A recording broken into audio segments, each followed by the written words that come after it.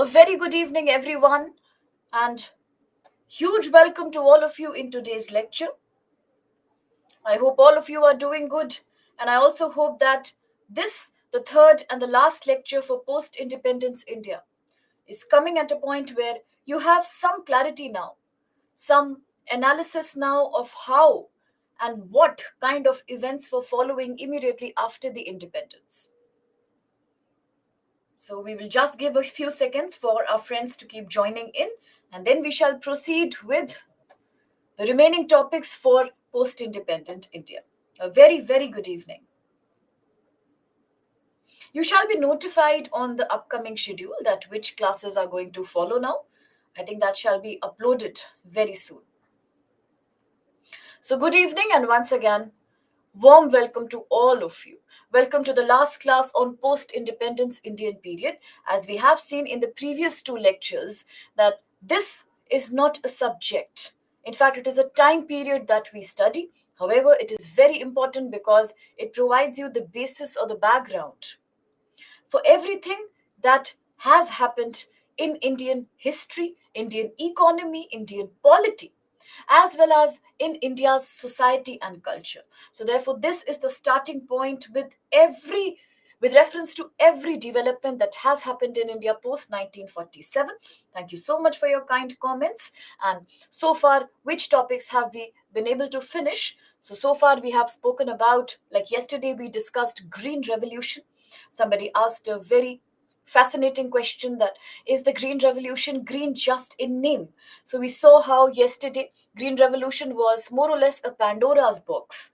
It was a very ambitious vision initiated by Indian Prime Minister Sri Lal Bahadur Shastri. It came at a point of time where the Indian government had no choice but just to handle massive hunger and poverty.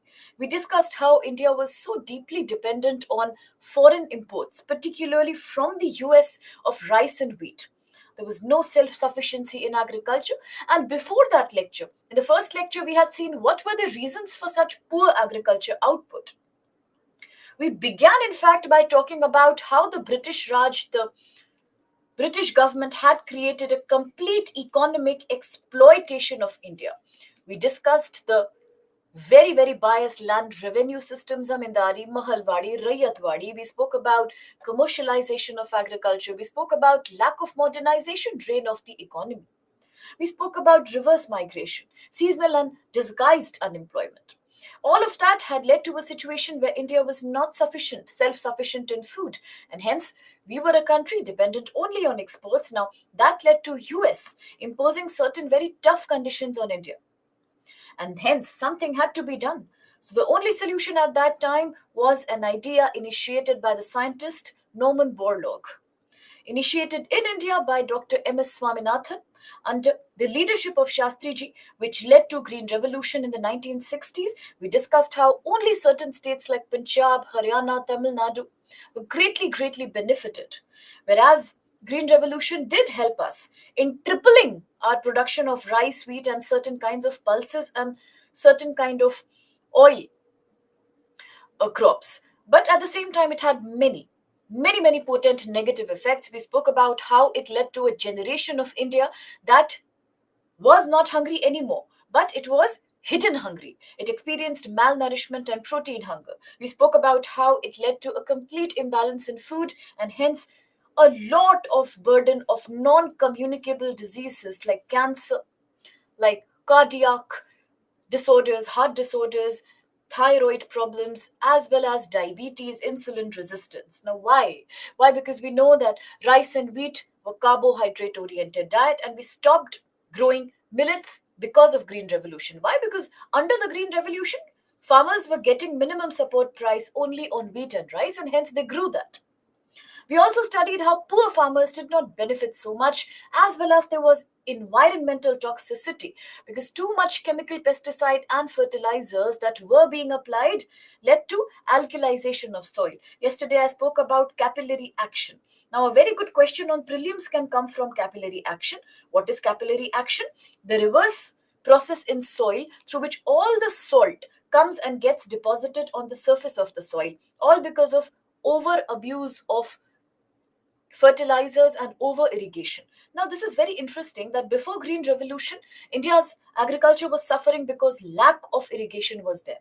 There was no modernization of agriculture. But post Green Revolution, certain belts like Haryana, Punjab experienced over irrigation. Why over irrigation? Because yesterday we discussed how crops like rice, cotton, now these are water intensive crops. They need lots and lots of water.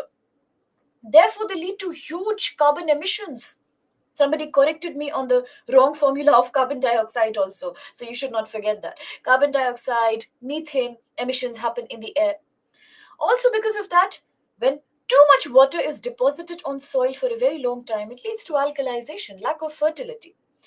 We spoke about how Green Revolution led to monoculture, lack of biodiversity, and too much toxicity of metal in the soil. So, in the long run, we have to see a very prominent question in economics, social justice, modern history could be the benefits and advantages of Green Revolution. So, in that, you have to rather write a balanced answer. Indeed, there are certain advantages. It came as a need of the time, but in the long run, definitely it had more side effects, more problems than the benefits it had. Not only in terms of poverty, not only in terms of economic inequality, but also majorly in terms of environment and health crisis. So today we are going back to millets, we are going back to organic farming because we realize that Green Revolution has led to a very poor legacy, right?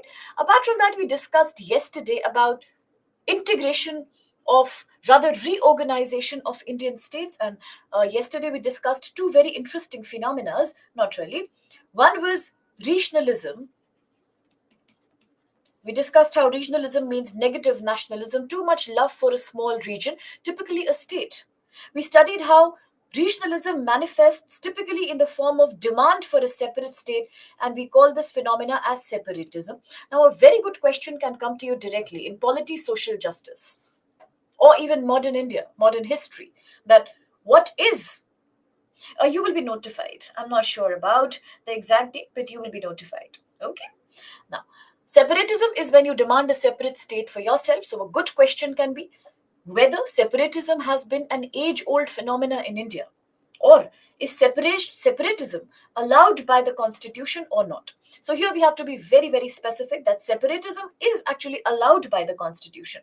So, our constitution, starting Article 1, ending Article 4, talks about how we can allow new states to get created, and states are destructible, which means that you can change the boundary, name, area, or the size. You can fuse them together, break them apart. All that happens. It is pretty constitutionally allowed. And hence, yes, we do allow separatism. Yesterday, we saw the long history of Indian separatism. Somebody was asking a question. Articles 1 to 4, my dear. Article 1, India, that is Bharat, is an indestructible union of destructible states, right? So all these articles talk about how the names, area, territory of states can be changed. It's all allowed, yes. Yesterday, somebody asked a very fascinating question again that, is regionalism bad for the country? Is too much separatism, demand for separate states dangerous for the country? And we saw, yes, how. We discussed about a very interesting logic here. We spoke about how in India, right since 1953, we saw how hunger strike by a senior veteran Congress leader, Poti Sriramalu, in the area of Telugu-speaking Madras, initiated the demand for a separate Andhra Pradesh, which became post-independence first state to be created on the basis of a language, linguistic division of state. It then became a trend in India after the Fazal Ali Committee said yes to it. That yes, we will have linguistic basis for states, but it doesn't mean that every state is a symbol of only one language. We will also encourage the use of Hindi as the official language in the long run. Besides, we will also exchange a healthy language exchange by trying to promote the three language formula in India. We saw how 1956, the States Reorganization Act was finally passed, and then a new trend began. 1960, Gujarat, Maharashtra. Much later, Haryana, Punjab, Chandigarh. And then it kept happening until in 1972 it reached the northeast. You had the Arunachal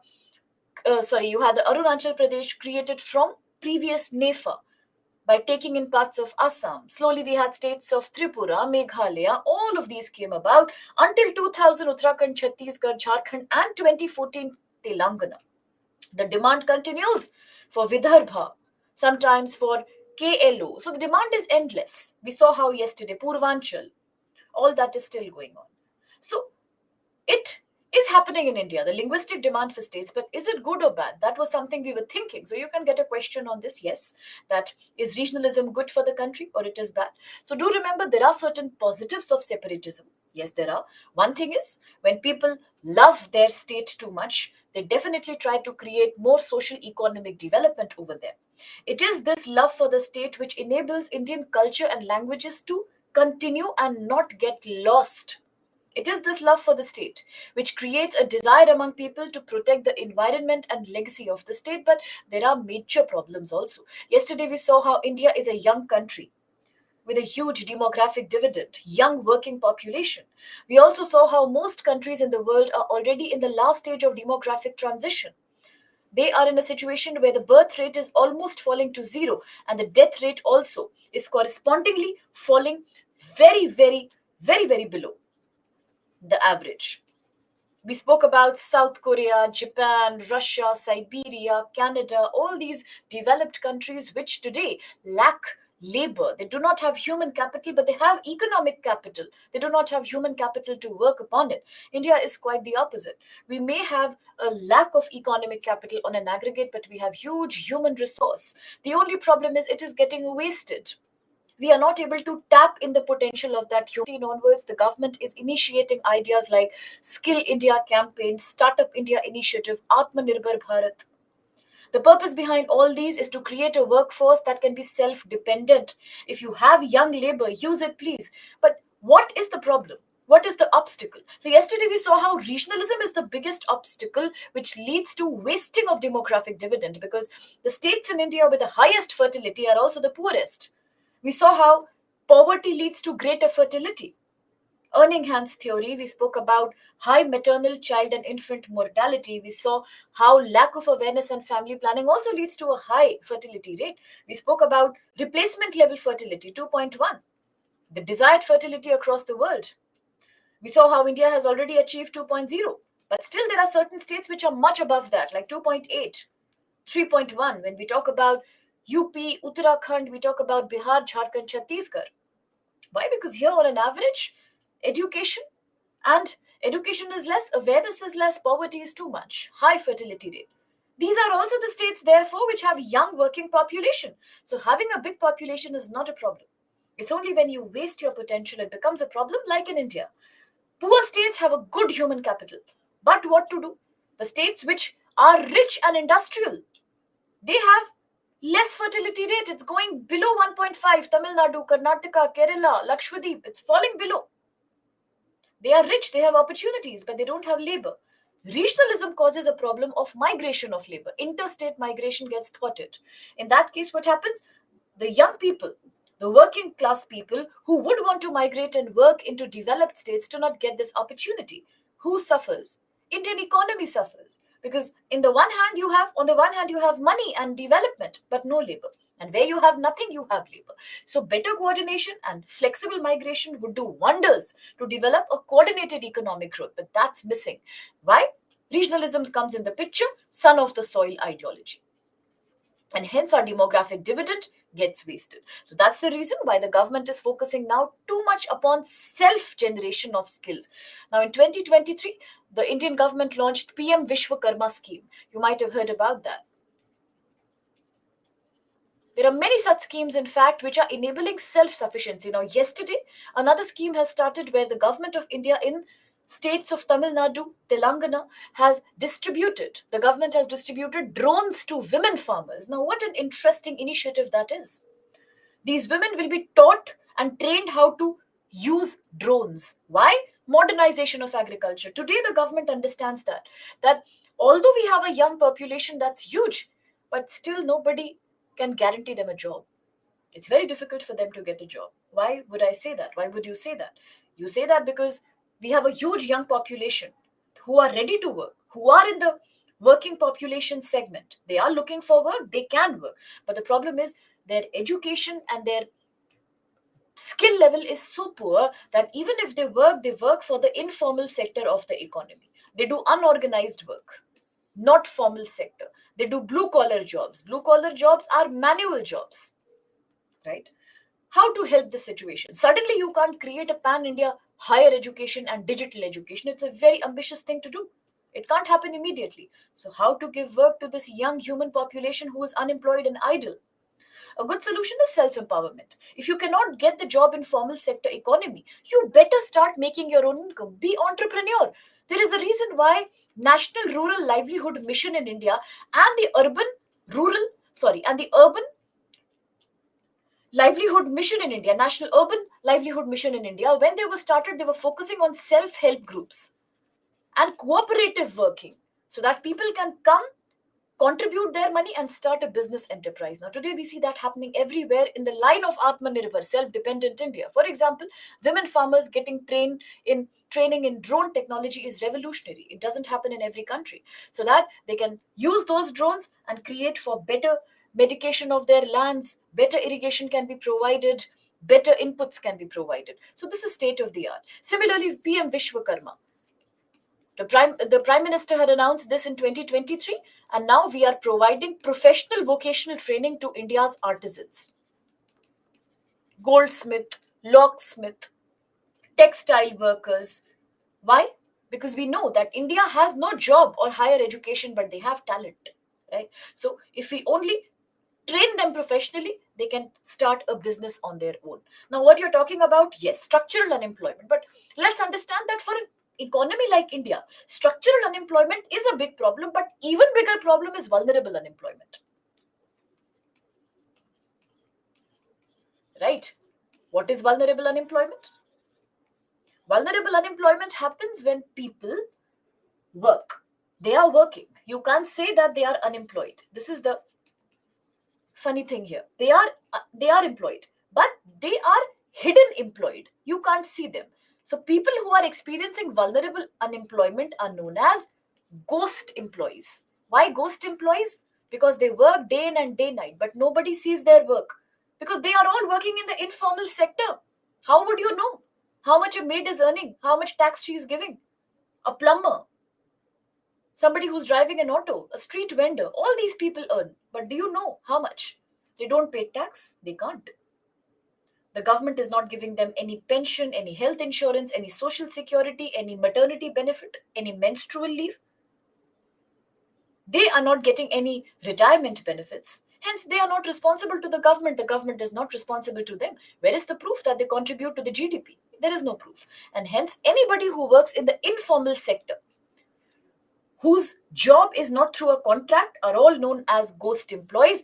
This is known as vulnerable unemployment in a country like India, whether it be women, whether it be children, or whether it be majority of rural population. They are all experiencing the trauma of vulnerable unemployment. Whereas structural unemployment, when we talk about it, happens when jobs are there. Jobs are there, but people are not skilled enough to take those jobs. It is a mismatch between demand and supply of jobs. It can happen both way.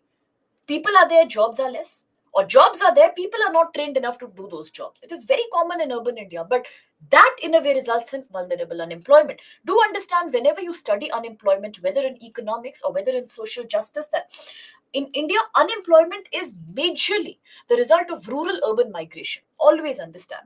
And this rural urban migration has also created massive regional inequality in India. From the beginning, it has been like that.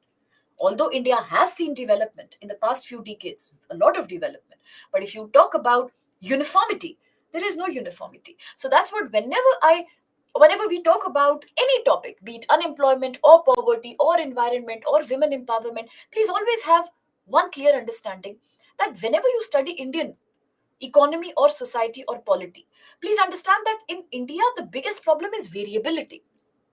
Every state has a different story to tell, whether it is empowerment or education or agriculture or industry or politics. There is no similarity. And that's why every state is a unique case study in India. The whole reason behind making Niti Aayog was that only, that top to bottom implementation of planning cannot work in a country where every state has a different need. Now, today, in fact, when I was doing the Hindu analysis, I'm not sure whether you follow the Hindu, but it is important because all the editorial articles will give you a lot of material for GS answers. They are very relevant. Today we spoke about an article on the same thing. So many states, yeah, in South India, they are angry They are upset. They are complaining that finance commission at the central level is not giving them enough funds. So they were complaining about horizontal devolution problem. So today morning we were talking about the difference between vertical devolution, horizontal devolution. Yeah. Yes, absolutely true. The 16th Finance Commission, wonderful. So why? See, same thing is happening here. There is no similarity in one state and another. So they were all complaining that the government is only focusing on poor states. States like Bihar and UP get everything because they are poor. Is it our fault that we are rich? That we are industrializing? We are having a good women empowerment and participation in workforce? It is our mistake that our GDP is better. So these are certain considerations. Every state is different in India, right? So therefore, pan-Indian approach will always fail. It cannot work. And that's also the reason why in a society like it, absolutely. I'm so glad you remember the data. Wonderful. So this is also, yes, precisely why in India, vulnerable unemployment is always a bigger crisis than any other kind of employment. So if you talk Indian society, it is vulnerable unemployment, structural unemployment, disguised unemployment, and seasonal unemployment. Other kind of unemployments are not even important to us. People say cyclical unemployment. For India, not really. These are the typical unemployments, majorly rural urban migration. That's the biggest cause of Indian unemployment. So, very interestingly, before I start today's topic, regional inequality, let's understand a very easy formula. This will help you in always relating very well to Indian unemployment and income inequality. Just listen to this. Now, when I say in India, the biggest problem is migration. You should know why, because we have spoken in the last two lectures about how in India agriculture is the mainstay of the population. Today, fast forward to 2024, even now more than 65% Indian population is dependent on agriculture. What kind of agriculture? An agriculture that is dependent on monsoon? Yes. An agriculture that is experiencing the vagaries of climate change? Yes. An agriculture that is often destroyed by climate natural disasters? Yes. An agriculture where 80% are labor and 20% are landowners? Yes. An agriculture that still has not experienced too much modernization. On top of it, there is soil alkalization, there is saturation. In this situation, 65% people cannot even today eat on agriculture. Something else is there. Then what happens? Either out of the 65%, very good, at least 25% are dependent on allied activities. Allied activities, which means they live in villages, but they do animal farming, dairy farming, they deal with minor forest products, they are doing some kind of other activity, not exactly related to agriculture. Horticulture, maybe, vegetables and fruits. What about the remaining? It's still too much. Agriculture cannot feed this much people. Then what happens? In India, the biggest cause of all the root problem is rural to urban migration. Now let us understand why this migration happens. Why? Because in India's rural area, which color do you want? Choose the color. I'll change it for you. If yellow is not your color, then which one would be? Okay. You can't see red in this font, can you? It's too blurry. Okay, let's use white. White is a neutral color. Now, rural to urban is the biggest crisis migration. Correct? So I feel I'm playing tippy tippy top. As children, we used to play this game tippy tippy top. Which color you want? Are we playing that game? If you don't like white, then tell me, otherwise accept it. Okay. Now, rural to urban migration happens in India majorly because in India's rural segment, we experience two major kind of unemployments, disguised and seasonal. Seasonal means since agriculture is dependent on climate and rainfall, which is not very predictable every year, farmers and laborers have work only 7 months months in 1 year, or maybe 6 months in 1 year. Between the Kharif and the Rabi seasons, they have hardly any work to do. They are unemployed majorly. Second is disguised.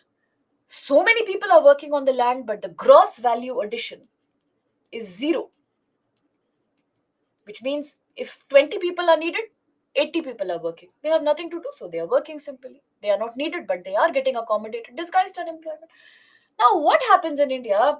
A lot of people have an understanding that, yeah, give me a moment. A lot of people believe that once somebody migrates to cities, they will get good jobs because city is a life of opportunity. In city, there is manufacturing sector, service sector, industrial sector. Definitely, they will find a better job. Does that happen? Does that happen? So always remember, in India, when people migrate from village to city, along with them, unemployment is also migrating. Please understand. Right? When people migrate from village to city, unemployment also migrates with them. Nothing changes. They were unemployed, they will be unemployed. Nothing will change, only their location has changed. Now, what happens? The rural disguised and seasonal unemployment gets converted into vulnerable and structural unemployment of urban India. That's all that happens. Why does this happen? Obviously, in villages they were experiencing two kinds of unemployment as soon as they came to city. One, since they are semi-skilled, unskilled laborers, where will they find job? Construction sector, street vendor, domestic help, taxi driver. Nothing remarkably different from that. Vulnerable unemployment. Most of them will come here but still find no job to do or very temporary jobs to do. Hence, structural unemployment. Jobs are there. They are not educated enough to take them up. What happens? In women, slightly different phenomena happens. While males typically go to blue collar jobs, women go to blue and pink collar jobs. Pink collar jobs mean mostly they work as domestic maids, nurses, and people who are care providers in hospitals. It's very common to see most of the medical staff women. That is the working labor staff.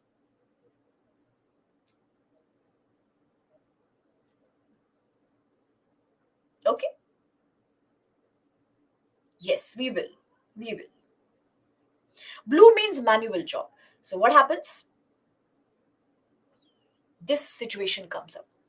Understood? So nothing changes, unemployment persists. In that scenario, when today also the reality is that unemployment is so huge only because of constant rural urban migration, nothing different from that, we talk about how to solve this problem. But let us understand the problem is not new. The roots go back to history. Why history? The topic that we are now coming upon technically is also the same thing, regional inequality. I just told you a while back that in India, every state is variable. It has its different kind of problems. Pink means caretaking, care. Nurse, pink collar caretaking. Nurses are typically women. Care providers are typically women.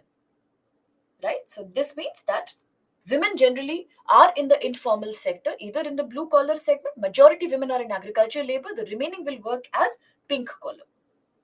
Okay. For men, grey collar is also there. Grey collar is security guard jobs. Mostly the constable jobs, security guard jobs. Again, they have a very informal nature, but that's taken up by men more. That's grey collar. So this is slightly more specific. I think economics and social justice, we would go to deeper details about these color codes also. Yeah, they will be available.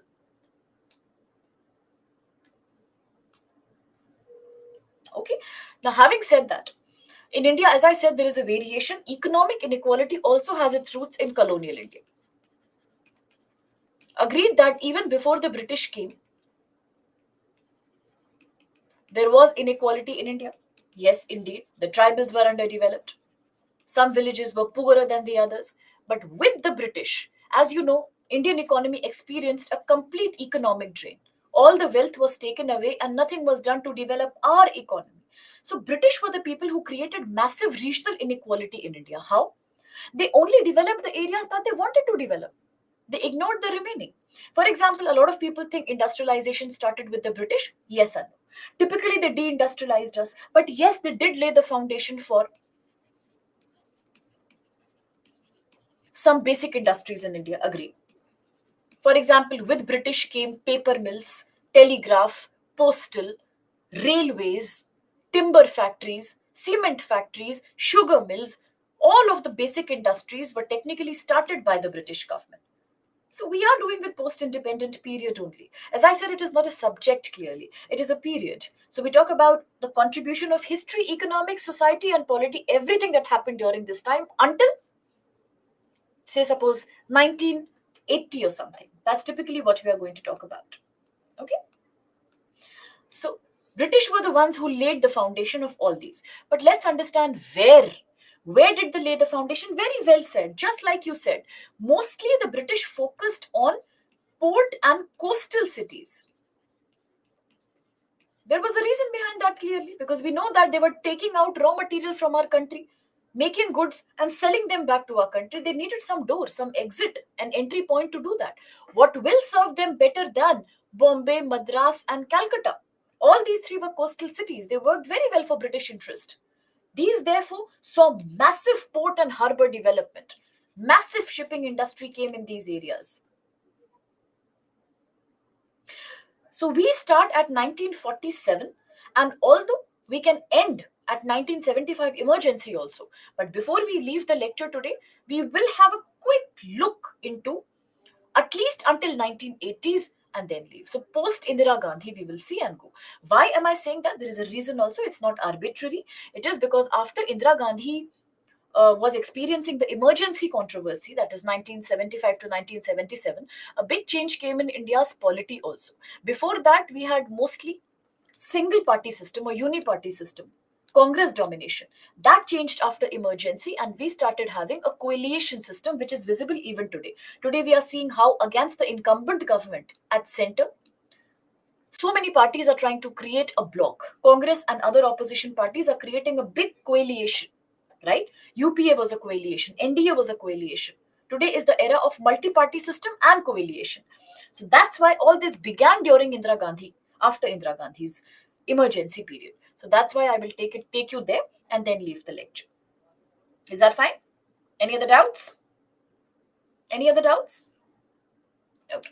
So if British laid the foundations, definitely they created a massive shipping industry, good rail connectivity, good roadway connectivity. Technically, all industrialization happened in the coastal cities. If all the industrialization is happening in coastal and port cities, what will happen to the interiors? They will experience lopsided growth. They will not experience any kind of development in terms of infrastructure or employment. And that is what happened.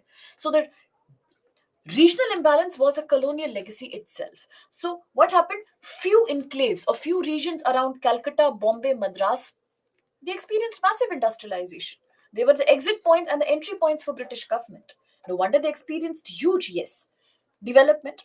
For example, in 1948, if you see, Bengal, West Bengal and Bombay, they accounted for more than 59% of total industrial capital, total industrial resource of the country, more than 64% of national industrial output. Now, this data is quite important when you are writing an answer on regional inequality. If you get a question, which is a very expected question, that because it is not only post independence, it is economics and polity also, that what could be the causes behind regional inequality in India? Or they could also ask you, did the regional inequality in India begin because of colonial policies? Yes, they did.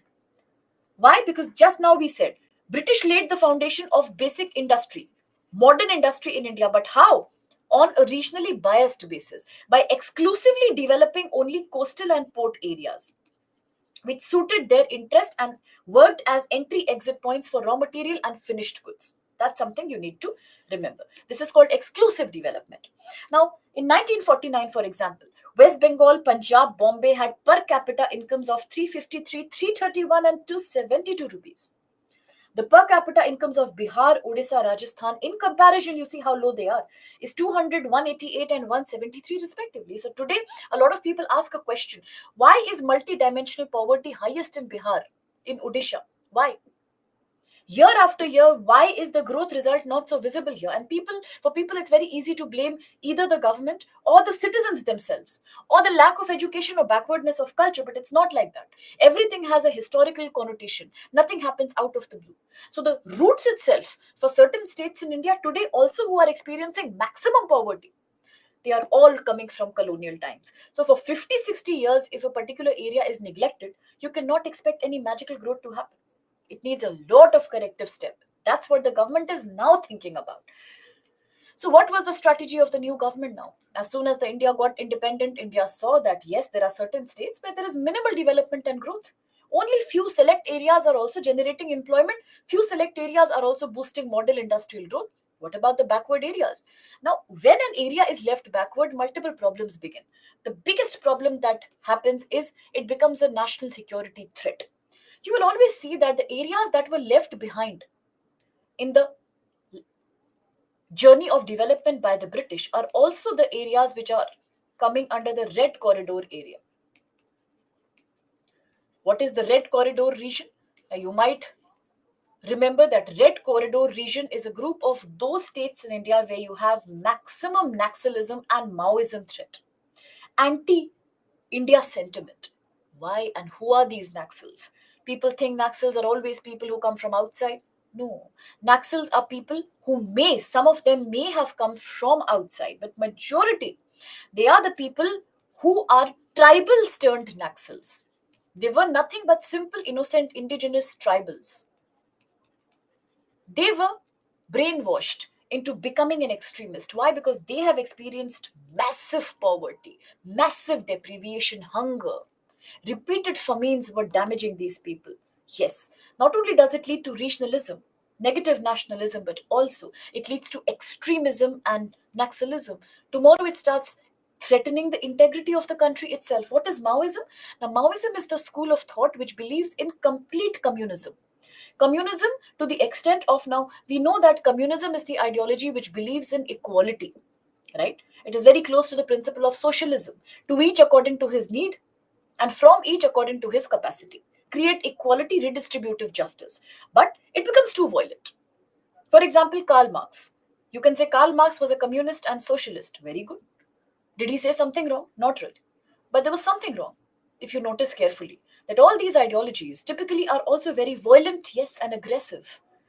And also, they always deny your cultural belief and faith. That's the problem with these ideologies. They deracinate you. They do you, they do a complete brainwash to you. And to the extent that you stop believing in your religion and your culture, you lose your faith in everything that you know. Yes, because according to Marxian wisdom also, an example could be the Bolshevik, Russian Revolution, French Revolution. And these are the ideas that inspire the Naxals. They believe that unless the workers unite and fight, every revolution ends in blood, and only this bloody revolution leads to equality. Without that, there is no justice. So, if you already believe that only violence can lead to justice, you will be violent. And once you are violent, you don't see who is using you for what purpose. You are violent. So then you may resort to anything, attacking citizens, attacking innocent people, destroying infrastructure, and then it ensues, right? Violence has no eyes, it is blind. So that is why Naxalism is a dangerous ideology, not because theory is wrong, because its application is very negative. This is the biggest problem of regional lack of development. Naxalism took birth in India. Second biggest problem was demands. Demands from the states that were left behind for more and more allotment, which has continued till date. They wanted more and more funds for development. Yes, I will talk about it. So these are things that were happening. Now, what did the government do? Initially, the government spoke about Finance Commission. The government created as a constitutional permanent body the Indian Finance Commission to make sure that all the budgets and all the revenue, all the tax revenue, all the income of the central government is then in a very systematic way, as per the need principle, divided among different states. This only is known as horizontal and vertical devolution. Vertical is the money that is coming from center to states. Horizontal is the principle of dividing the money between different states. On what basis do you decide who will get more, who will get less? Right? So that it can be any reason, from poverty to their success in doing something, anything. So this was initiated as the biggest enterprise of doing some kind of justice. And that is why today in the morning when I was talking about, the distance thing, when I was talking about horizontal devolution is a problem. So if Article 280 of the Constitution talks about Finance Commission, it is Article 270 that talks about how the money has to be devolved between different states. Okay. Yes. So that's why I was talking about income distance criteria in the morning, that from the beginning, the government was committed to the principle of socialism. They understood how British has led to regional lack of growth or imbalance in growth. And hence came the idea of doing income distance procedure, that please see the richest state and then decide whichever state is in comparison the poorest, it should get more money. This has also led to problems, but at least it was a good way of ensuring justice. Then the Planning Commission was created back in the 1950. Initially back in 1938, Planning Committee. Eventually 1950 Planning Commission came. Yes, true. The idea of Planning Commission was to create repeated set of 5-year plans inspired by the socialist model of USSR to make sure that one agenda is taken up at a time in a systematic phased out manner for national development. Yesterday, we also discussed how the first 5-year plan was focusing only on agriculture and allied industries, how to do land reform, and how to make sure that land is allocated to the poor cultivators, subsidy to the farmer. Farmer support was the ideology, more irrigation. Second 5-year plan, the Nehru Mahalanobis model, PC Mahalanobis, spoke about basic industries, public sector industrialization in India, and so on. The government kept focusing. The third, again, once again, spoke about balancing between industry and agriculture. That was one thing that the government got committed into. Another thing was the a very interesting thing that the Indian government did as a newly formed country. It started giving tax holidays, and it started giving tax free SOPs. To whom? To multinational companies and private sector. Thank you.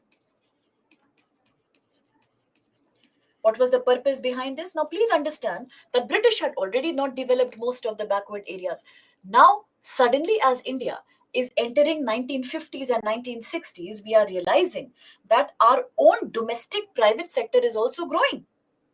Agreed, we are not liberalized. There is huge government control over the market. Indian government, as a newly elected government, did not want to take a risk. Just like you will not send a child out in the market, the child will get lost, right? Injured. Anybody can kidnap him. Similarly, India was a new economy. It had so many problems, colonial legacy, and all those imbalances. The newly elected government was committed to not leave India alone in a global world full of competition from countries like US and Europe and the newly industrializing nations like Japan and Korea. India could not have faced so much competition, right? Hence, protectionism came. Protect your country unless it is matured enough, just like parents do to a child. They took so much parental care of the economy. Valid. It was very, very young and feeble, weak that time. Hence came the era of license Raj, protectionism, no unlimited foreign direct investment, no privatization unless controlled by the government. Private sector companies also mandated to be absolutely transparent when it comes to any funding, financing, expenditure to the government. Mixed economy, basic industries to be owned by the government, smaller areas to be allowed to get slowly privatized. This worked for some time, not a problem. It was working initially. It was during this time that the government realized that how much control can the government do? There is a limit. At least we have to encourage domestic private sector. Because if we do not encourage domestic private sector, how will India become a manufacturing nation? How much will you import? Pharmaceuticals are getting imported. Raw materials for agriculture imported. Raw materials for basic industries imported. How much import dependent a country can be? Only food sufficiency is not enough. And that is the time government decided, okay, fine, even if we want to protect our country, we can allow the domestic business people, the entrepreneurs to grow. That's when domestic privatization started. At this point of time, the government also felt that what is the use? These Indian, they were domestic. Domestic means Indian private companies. The government felt that these newly created Indian private companies will never go and make their factories and plants in areas like Odisha, in areas like Bihar, in areas like West Bengal, Assam, Northeast, upper northern Uttar Pradesh, Himachal Pradesh. Why will they go there? Obviously, they will settle in places where there is better soil fertility, where there is more coastal connectivity, where there is better infrastructure, railway links, our airports are there. Only there they will go, right? They also want to see their profit. Private is always about profit making. So here the government took a smart step. They decided to start giving tax concessions and tax holiday. Tax holiday is a period when you become tax free. So government decided that they will tell the private sector, please go and start creating plants and industries and factories in least developed regions. What will you get in return? Free electricity. No rental. Establish your company there, we will not take you rent at least for the first 2 years. Don't have to pay any income tax for a period of say 6 months. So with these benefits, private sector got interested in creating industries and factories even in the remotest areas. Giving them loans, soft loans. Soft loans are loans that can be repaid very easy and the interest is very low. Soft loans were given to domestic private players to go and set up industries in remote areas. So these are certain things that the government was focusing upon, right? Even banking also. This was also a period of time when Indian government was trying to promote the growth of regional rural banks. The NABARD, National Bank for Agriculture Rural Development. So that rural segment of society is also connected to some banking services. Plus, although 1956 to 1991, that is true in major way, but not completely, I would say. Why? Very good question. I'll come back to that. Now, if during this period the government was too strict, it was like a mother, a very motherly attitude. Indian economy will be closed, as you're saying. Too much license Raj, too many permits. No foreign investor can come to India easily. There was no ease of doing business. Too much control was there. In a way, it was good, if you ask me. Why? Because at least domestic entrepreneurs were protected from foreign market. At least the government of India could understand and create some equality for the masses. That was good. But as you're saying, there was a limit to this good period. This honeymoon with protectionism had to end one day. Why? Because eventually the government realized now that this license Raj and too much control and permit has also created one more problem. India is becoming too dependent only on domestic manufacturing. But the domestic manufacturing itself is dependent upon imports. What are we trying to get? The service sector is not growing very much because people are not educated enough to take good jobs in telecommunications or in digital sectors. So what is the point? If manufacturing is not growing, service sector is not growing, if your manufacturing sector is suffering, how long can we keep ourselves protected? Eventually, a point in time came during 1980s when at that point of time the government felt that we are losing foreign exchange at a very rapid rate, unemployment growing too much, domestic manufacturing sector loss, agriculture loss once again, service sector loss. India is once again becoming import dependent for basic supplies so that some manufacturing can be done. India is experiencing a negative balance of payments, a poor balance of trade. What to do now?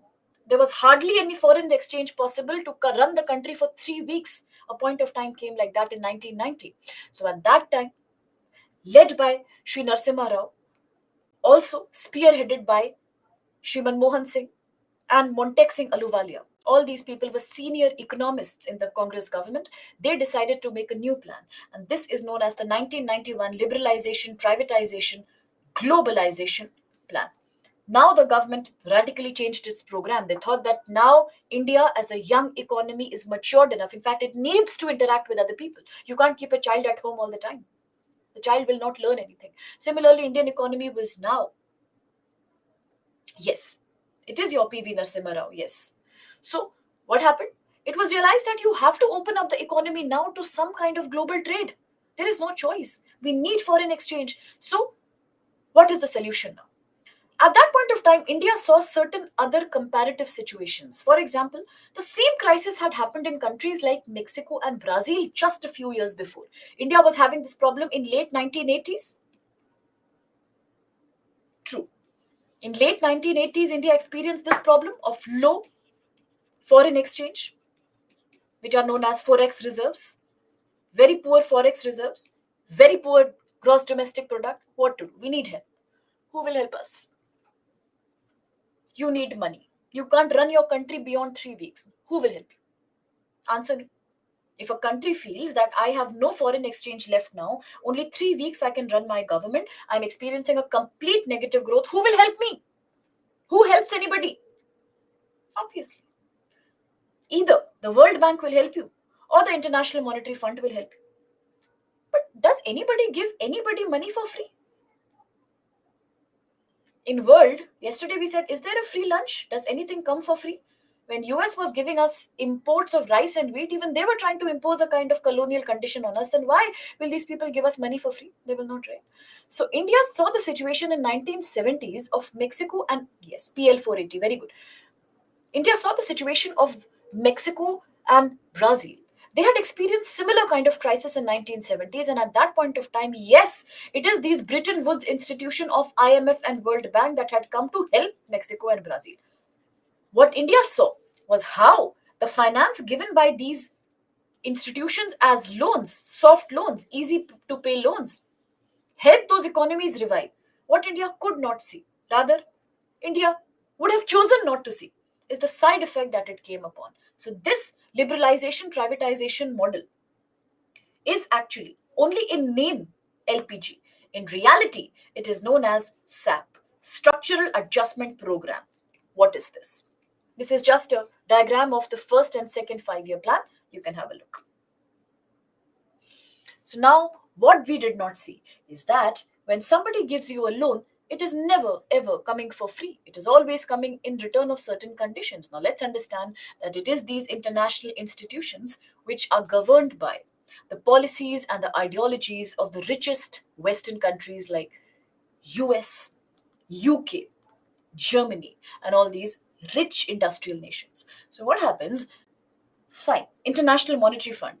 IMF and World Bank agreed to give loan to India. Yes, we will give. You want it? Take. No problem. But in free, it will not be there. If you want these loans, you have to take certain steps. There is no choice. So, what are these steps that we should take? The steps taken or the conditions that are fulfilled to get a loan from IMF and World Bank is known as Structural Adjustment Program. What do you mean? It means that you have to first and foremost devalue your currency. What do you mean by devalue your currency? Which means that you have to deliberately depreciate your currency. What benefit will that have? If your currency gets devalued, in foreign countries, your commodities, your products will become cheaper. So your exports will increase automatically. If you are devaluing your currency, in foreign, your exports will rise. If your exports will increase, similarly, your imports will also reduce. Why? Please understand the logic behind it. Because the lower your currency will be costed upon, the more people outside will easily buy your cheap products. But in your country, if your currency becomes devaluated, your citizens will not have the money to buy imported products. So automatically import demand goes down. So as soon as currency is devalued, balance of payment becomes corrected. What is balance of payment? The balance between or the ratio between imports and exports. It is positive if your exports are more, it is negative if your imports are more. India was having it negative. These people said, fine, take money from us, but listen to us. You have to follow the SAP.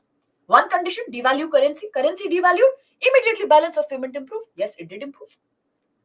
Exports increased, foreign exchange got better, imports got reduced. Very good for India. One thing. Second thing that they said that also the government has to, the Indian government, if you want the loan, you have to reduce your welfare expenditure. Rather, social expenditure has to get reduced. How do you do that? The government now will not give any MSP to farmers. You have to stop that. You have to stop spending on government sponsored education for everyone. You have to control the expenditure that you are spending on public health. These are certain things that will be done immediately. You must do that. Why? Because you have no money. So these are the ways you will save money. So therefore, stop being so welfarist and socialist. You have to now become capitalist. In short, that's what it means. Third condition, you have to allow multinational companies that have roots in Western countries typically or in industrial countries to come and create headquarters in your countries, to come and operate in your country. For this, you have to allow ease of business. You have to allow them easy permit, easy license, and tax reduction. You have to attract them. Because if you fail to do that, we cannot help you. Because then you are not helping yourself, so why should we help you? See, if they are giving money in millions, they want to make sure that the country returns the money. If you don't return the money, dangerous thing will happen to you because you will go in FATF. You will become a defaulter, grey list, blacklist, all of that. So to avoid that, the only solution is you start generating money. So you have to follow these conditions. Another thing is allow the multinational culture to get propagated in India. So all these conditions, if they are met, alongside, allow foreign direct investment in India. Till so far, it is still okay. Till so far, it is still okay. But the ugliest part of liberalization, privatization, globalization comes here. And what is the uglier part? The uglier aspect of SAP is that when the government says reduce the expenditure on public welfare, it also encourages you to do social dumping. Now, what is social dumping? What is social dumping? True. What is social dumping? The biggest problem with SAP is social dumping. Now, social dumping happens because when the government stops spending on the welfare of labor, it is not giving any free public health or public transport or MSP to farmer. We are not doing your welfare. Despite being your government, we are leaving you because we have no money. That's one. Second biggest problem is that the government, as a part of social dumping, relaxes labor welfare laws. You understand that? It relaxes labor laws. How? Look at the paradox here. Now, India, back in 1919, when the International Labour Organization or ILO was created, India was in fact one of the founding members of ILO. What is ILO? What is ILO? The purpose behind ILO is to ensure labor safety and labor welfare across the globe for creating rules like fixed salaries, proper wages, gender equality, no child labor, safe conditions of work, right? This is ILO. Now, ILO has many conventions. Typically, International Labour Organization has 8 basic conventions, yes.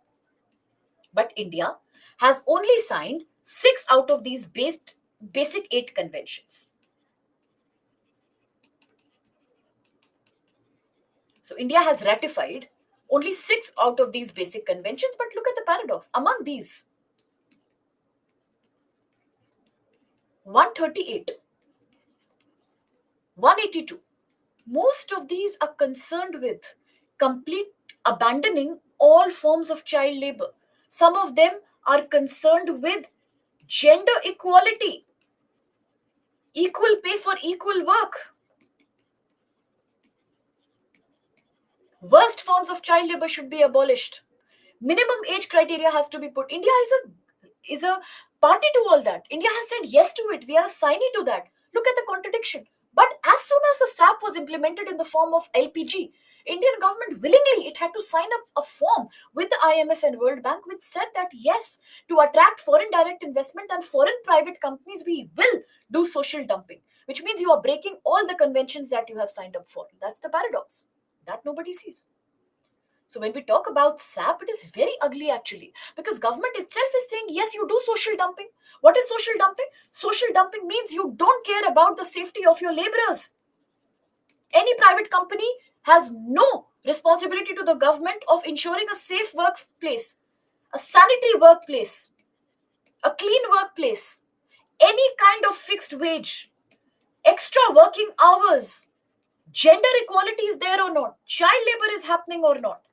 None of this is now the business of government. It will not interfere. Even if the government sees in front of its eyes that laborers are getting exploited, in mines they are working for 18 hours a day. It's true in India, it happens across manufacturing sectors. Bangle making, private mining, private silica mining, private brick construction industries, private fire making industries. Recently in I think Uttar Pradesh or Delhi, there was a big fire in the cracker industry, a big factory burst. So many people like that, they just died like pieces of paper. Who did what? Nothing. The government has now no right under the SAP to interfere and tell a private company that stop doing that. Now, the even more ugly aspect of this is what is known as vendor system. This is even worse. Now, what is vendor system? Now, what happens? It is very easy to say that multinational companies are in my country. In my country today, I have Microsoft. Today, I have Google. Today, I have Coca-Cola. Today, I have PepsiCo, Britannia, all of that. Nestle, very good. Very good. Your country is growing. Now, think about who is working in these companies. Whenever you think that who is working in Microsoft, who is working in Amazon, who are these people? Automatically, you will feel these are very, very educated people, right? Indian people, but they are very educated, highly skilled labor force. This is white collar job. They must be earning in millions. They must be the graduates from IITs and IIMs and all of that. That's what you think. Now, what we do not understand is that every company, multinational company or transnational company, multinational company is one which has headquarters in multiple locations.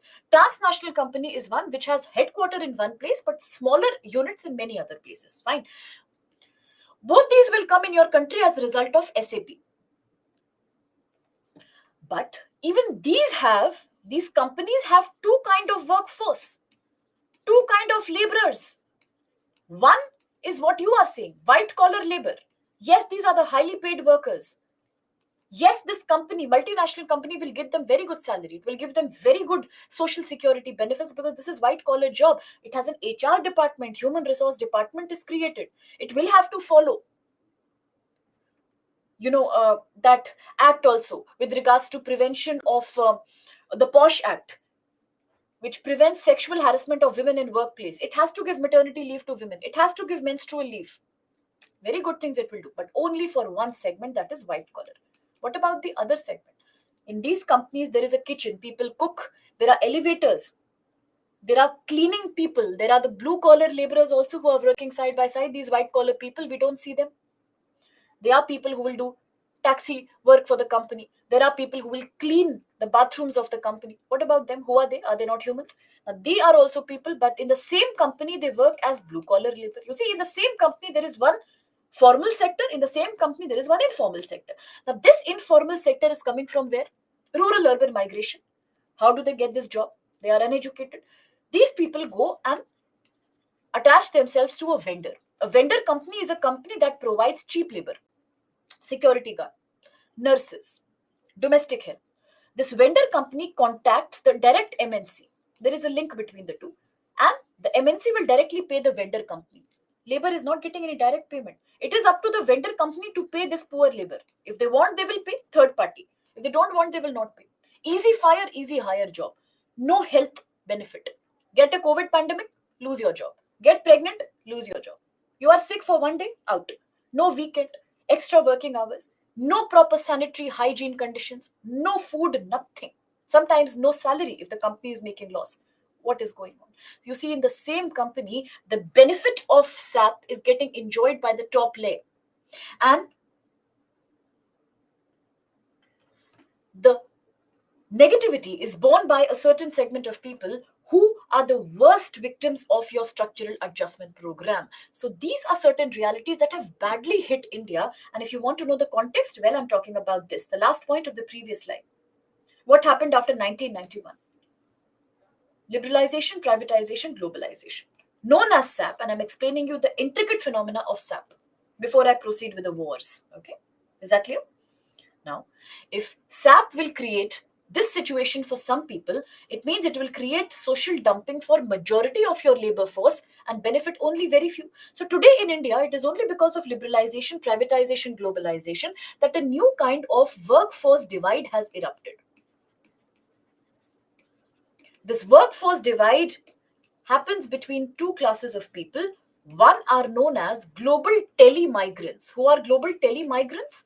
People who are enjoying work from home, who continue to enjoy job despite pandemic and lockdown. They are working on AI, artificial intelligence, software, technical people, digitally skilled people, the engineers and the architects and all of those. This is the global telemigration workforce, highly skilled. It cuts across the globe. Various countries participate. On the other hand, you have a huge force of informal sector workers, which also includes GIG workers and platform workers. GIG and platform are part-time flexible jobs. Typically, platform happens when you tie yourself to an app like Ola, Zomato, Swiggy. GIG is freelance. You do it on your own, typically online, part-time. This is all an opportunity given by structural adjustment program and globalization. But is it good? It's time you can think for yourself whether it's good or not. So see all these things and make an opinion. So tomorrow, if you get a question about how LPG model has helped the Indian economy, you know both. In some ways, it was like a temporary solution, pretty much like Green Revolution. In the long run, what it has done is worse. Right? So you must talk about the ILO problem, the contradiction as we discussed. You must talk about social dumping, vendor system. You must know about what were the conditions that were signed under the SAP, right? So this is the Indian situation and it is continuing till date post 1991. From 2015 and 2010, only we have experienced a little new phenomena where now the government has started little bit focusing upon self growth. Now, this sentiment only became more vigorous after the pandemic of 2020, when globalization showed how ugly it is. when there was no trade, no migration, nothing. So many people lost their jobs. Then various countries realized that globalization may not be the best solution of our problems. And now most countries are, in fact, from globalization becoming anti globalization. Rather, they are becoming regional. When you say the word regionalism, you talk about states in India. That is at the Indian level. Talking about global level, what is regionalism? Quad, ASEAN, BIMSTEC, SARC, G20, all of that. So anti globalization would automatically lead to regionalism. Today, you want to do trade with your immediate partners. The world is not safe anymore. You know, there is war going on everywhere. There is COVID pandemic and all these situations. So the whole world is kind of experiencing newer realities now, right? So this is something we must understand. Yes, most countries are severely indebted. Now, recently, Maldives has also got some grant from IMF. It was in the news. So you keep relating current affairs to that. You know, a very good way of studying. People say we forget current affairs. Related to what you know, you will never forget current affairs. They are very interesting. You see, the story has started before you were born. It will continue. Just link it like a puzzle. It comes like a story. And that's why post-independent period is also important. It's a background to everything. So on that note, as India was, that was economy that we were talking about in the sense of more polity. Where were we and what was going on typically? So at that point of time also, remember that Nehruji, as the new PM, as we discussed yesterday, was strictly focusing on the non alignment movement. He would not join the USSR camp. He would not join the US camp. He would want to be multilateral. He would want to have good relation with all the countries, whereas we had good trade relations with US. We had very good. Yesterday, I spoke about the 20 years peace and friendship treaty. We had a very deep relationship with USSR in terms of security, cultural ties, friendship. So we were non aligned. We were neutral. Yes. Now, in this backdrop, as I said, if you are neutral, you will also therefore start focusing upon your neighbors. So India developed its neighbor first policy under Nehruji, where India will have very sound relationship with its neighbors first. They come before anybody. And hence, Nehruji was having a very profound relationship with China. He trusted China. In fact, both of them, I told you yesterday, Nehruji and Zhou Enlai, Chinese leader, they signed the Panchsheel also. 5-point program of development, Panchsheel. Yeah, true. So now what happened? Everybody was scared, but Nehruji was confident that China will be friend. But that did not happen in that way. Why? Suddenly, what happened? Back in 1950, China came and annexed Tibet. Now, if you see the map, Tibet is almost like a buffer. Also, understand, yesterday a lot of students were interested in talking about then why would Pakistan and US be friends? Then why would Soviet Union attack Afghanistan? Why does Pakistan want to maintain military bases in countries like Afghanistan and Pakistan? So why is Russia attacking Ukraine right now? All that is the idea of buffer zone. You know what is a buffer zone? A buffer zone is a middle territory, something that comes in the middle. All countries want to maintain a buffer between themselves and the next big nuclear power or military power because they feel direct confrontation will be too much if there is a border sharing. So, whenever the buffer is captured by one, it rattles the other country. Whether you talk today about Ukraine, now, in fact, the whole ideology of Russia being so aggressive on Ukraine also comes in the backdrop of Russia's antagonism to the NATO and its allies. Yes. So, what happens? Ukraine, hence, if it is completely influenced by the NATO camp. For Russia, it becomes a major threat because the territories are allied. Similar happens between Afghanistan also. For USSR, for Russia for a long time, Afghanistan has been like a buffer. So these are certain things we should understand. It always leads to war or some kind of confrontation. Now, yesterday in the newspaper, I read about two more countries who are on the brink of war. Can you suggest me which ones? Not Russia, Ukraine, not Israel, Palestine. I'm not talking about Azerbaijan, Armenia. Which countries are those? Almost on the brink of war. Think and let me know. Okay. So in 1950, China came and claimed Tibet. It unleashed massive atrocities on the Buddhist population. India Pakistan is historical, something new. Okay. So the Tibetan spiritual leader, think more. Okay, think later. The Tibetan spiritual leader, the Dalai Lama, he therefore extremely threatened by Chinese aggression, actually came and sought political safety in India. And then China said that if Indian government is giving refuge to somebody who is experiencing and displaying anti-China sentiments, then it is almost like China is standing right in opposition of India. We know that China has been doing this from the beginning. Today morning also we were talking about an article about how Modi ji's visit has caused worry in China with Arunachal Pradesh. China says it is our land. Why did he come? That kind of thing. It said that if you give protection to Dalai Lama, it will not be good. So then what happened? Issues started. Obviously, China needed an excuse. It's not like it was a legitimate reason. Refuge was given to Dalai Lama not because he was having some kind of tussle with China, ideological battle. It was because he was a philosophical refugee. He was a spiritual leader. India has its own Buddhist population. It was a very religious respect that was shown on the part of Indian authorities, but that China did not see. And automatically China got triggered. It needed one reason to fight. And now the controversy broke regarding the McMahon line, the line that divides both the nations. What happened? Between 1957 and 1959, China started then encroaching India's territories like it is doing even now in Northeast. Aksai Chin area, and it built road over there. Today morning itself, we were discussing in the news analysis how China has a three-step strategy. First, it imagines. It starts showing fake dreams. It will give fake names to other people's areas. Slowly, it will create a false history behind it, and suddenly it will start making roads and then attack. It always goes like that, and history is witness. So, China launched a quick, massive invasion in October 1962 on both sides of disputed region. Now, what happens as a result of that? India was not prepared. India was not prepared for the war. Most people in India were rattled at the short sightedness of the Indian government. Same thing they are doing. Yeah, they were shocked. As a result of that, so much humiliation came to Nehru-led government and V.K. Menon-led diplomacy. It was a shock. The first attack was almost like 1 week, and Chinese forces captured certain areas. Even now, it's going on in Arunachal Pradesh, Nefa. We also spoke about in the second class how back in 1972 only, Nefa was then given the feature of a UT, Arunachal Pradesh, and certain areas from Assam were mixed into it. It came into birth from Northeast Frontier Agency. Second attack came shortly 30 days later. The Indian forces were trying to stop China from advancing from the western Ladakh region. In the east, China somehow came literally to the border of Assam plains.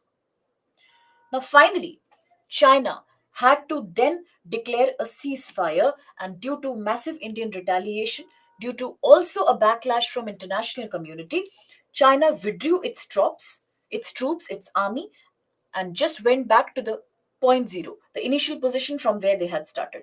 So, but what happened in all these months where the war went on? Once again, Indian economy that was barely stabilizing right now. It was because of intervention. It was because of intervention, the global backlash that came up. Also, at that point of time, USSR was very pro India. So that was also one reason that USSR also was constantly goading China, encouraging China to kind of create a neutrality, because that was very pro India that time. So eventually, the war, although did not see a major result, but things fell silent because on both sides it was falling too expensive and too draining. Now, at this point of time for Indian economy, it meant a massive problem. The diplomacy initiated by V.K. Menon failed here. And therefore, he, as India's foreign minister, resigned from Nehru cabinet out of shame and guilt, because he felt that it was therefore lack of sightedness that was responsible for such an episode. Now, barely had we recovered from one war, 1964, already there was a big shock to India when Nehruji expired. People could not see any other leader of the same stature who was leading India towards the path of industrialization and also diplomacy. His death left a vacuum. After a lot of deliberation, finally we know that Shastriji, Lal Bahadur Shastriji, came to the power. Now, we have already discussed this previously, that he inherited a very fractured situation. A situation where agriculture was dying, industry was dying. True. Leaders and also commitment to growth. Now, hence, when Shastriji came, things were not good. He came before Green Revolution. right? So he came at a point of time when all the same things were happening. Why should I repeat? Simply, you know that. Agriculture productivity zero, dependent on US completely for rice and wheat, industrialization not happening, regional imbalances going on, massive poverty, foreign exchange reserves are already falling down. In a situation of massive unemployment, what would he do? Should he correct these problems, or should he first begin on a new agenda? He was put in a very difficult situation. Hardly had he started understanding the situation and doing some correction when the 1965 Pakistan war came. Now, this came as a big blow to the scarce resources of India. It was very unexpected. Now, initially, Pakistan tested India's response, that how will India react? It was almost like a gimmick that Pakistan played by pushing its military in April 1965 near Run of Kutch in the area of Gujarat, just to see how India would react. It was a diversion tactic. Obviously, India responded. There was a military clash. And the only problem was that the area of Run of Kutch, now you might have heard about the road to heaven. If you have not, read about it. Because I would request you, Google both these places and have a look at them. One is the largest salt plan marsh in India, Road to Heaven, Run of Kutch, and the other is very important from the perspective of your art and culture. Do Google about them. Not related to this topic, but very interesting. You should know. So, Run of Kutch is a territory where it is very difficult to fight actually. Not because it is as difficult as Ladakh or Siachen, it's not snowy, but it is a very flimsy land. You know, the land is typically, yes, the typically is underwater and it is a complete salt desert. It's a complete salted area, crystallized area. So it was very difficult to fight in that case. Also, apart from that, India was not prepared for the war. We know that recently we had barely recovered from Sino-Indian War. Even the military did not have enough budgets and state-of-the-art equipment.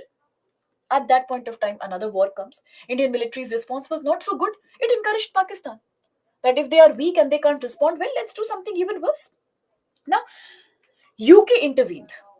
United Kingdom intervened right now and it requested both the sides to completely stop the war. It was due to international interference. Interference is called arbitration solution, that both the sides stalled temporarily. But the problem and the weak response of Indian army in the Run of Kutch area gave a kind of feeling to Pakistan that we can take them for granted. And eventually, they felt that India is not ready for the war. Why would they take no advantage of that situation? They would. They are opportunists. So they did not pay any attention to what Indian government was requesting. But in fact, while Indian government said that although we were not prepared, but whenever somebody attacks us in the right place and in the right time, we will respond correctly. Pakistan could not understand that message, and eventually, Pakistan government said, well trained, prepared infiltrators, rather terrorists, in the Kashmir Valley. Already, Kashmir Valley was an unsafe area. It was a very, very fluid area. We know that even after the instrument of accession was signed in Kashmir, we spoke about Maharaja Hari Singh of Kashmir. Even his regime was not so easy because Kashmir did become a part of India. But I told you, Pashtun militants had attacked him. Remember, in the first lecture we spoke about it? Those Pashtuni militants were still there only. They had not left. They were near the POK area. It gives a good breeding ground for more terrorism to happen, and they infiltrated. Pathans from Pashtun, very good. It created conditions where local people were also encouraged by Pakistan to support Pakistan and start asking for Kashmir independence or assertion and legitimacy to the POK area. Same thing that in India, a lot of extremists are doing to tribals. Naxalites train tribals to become Naxalite. Similarly, in this area also there was poverty.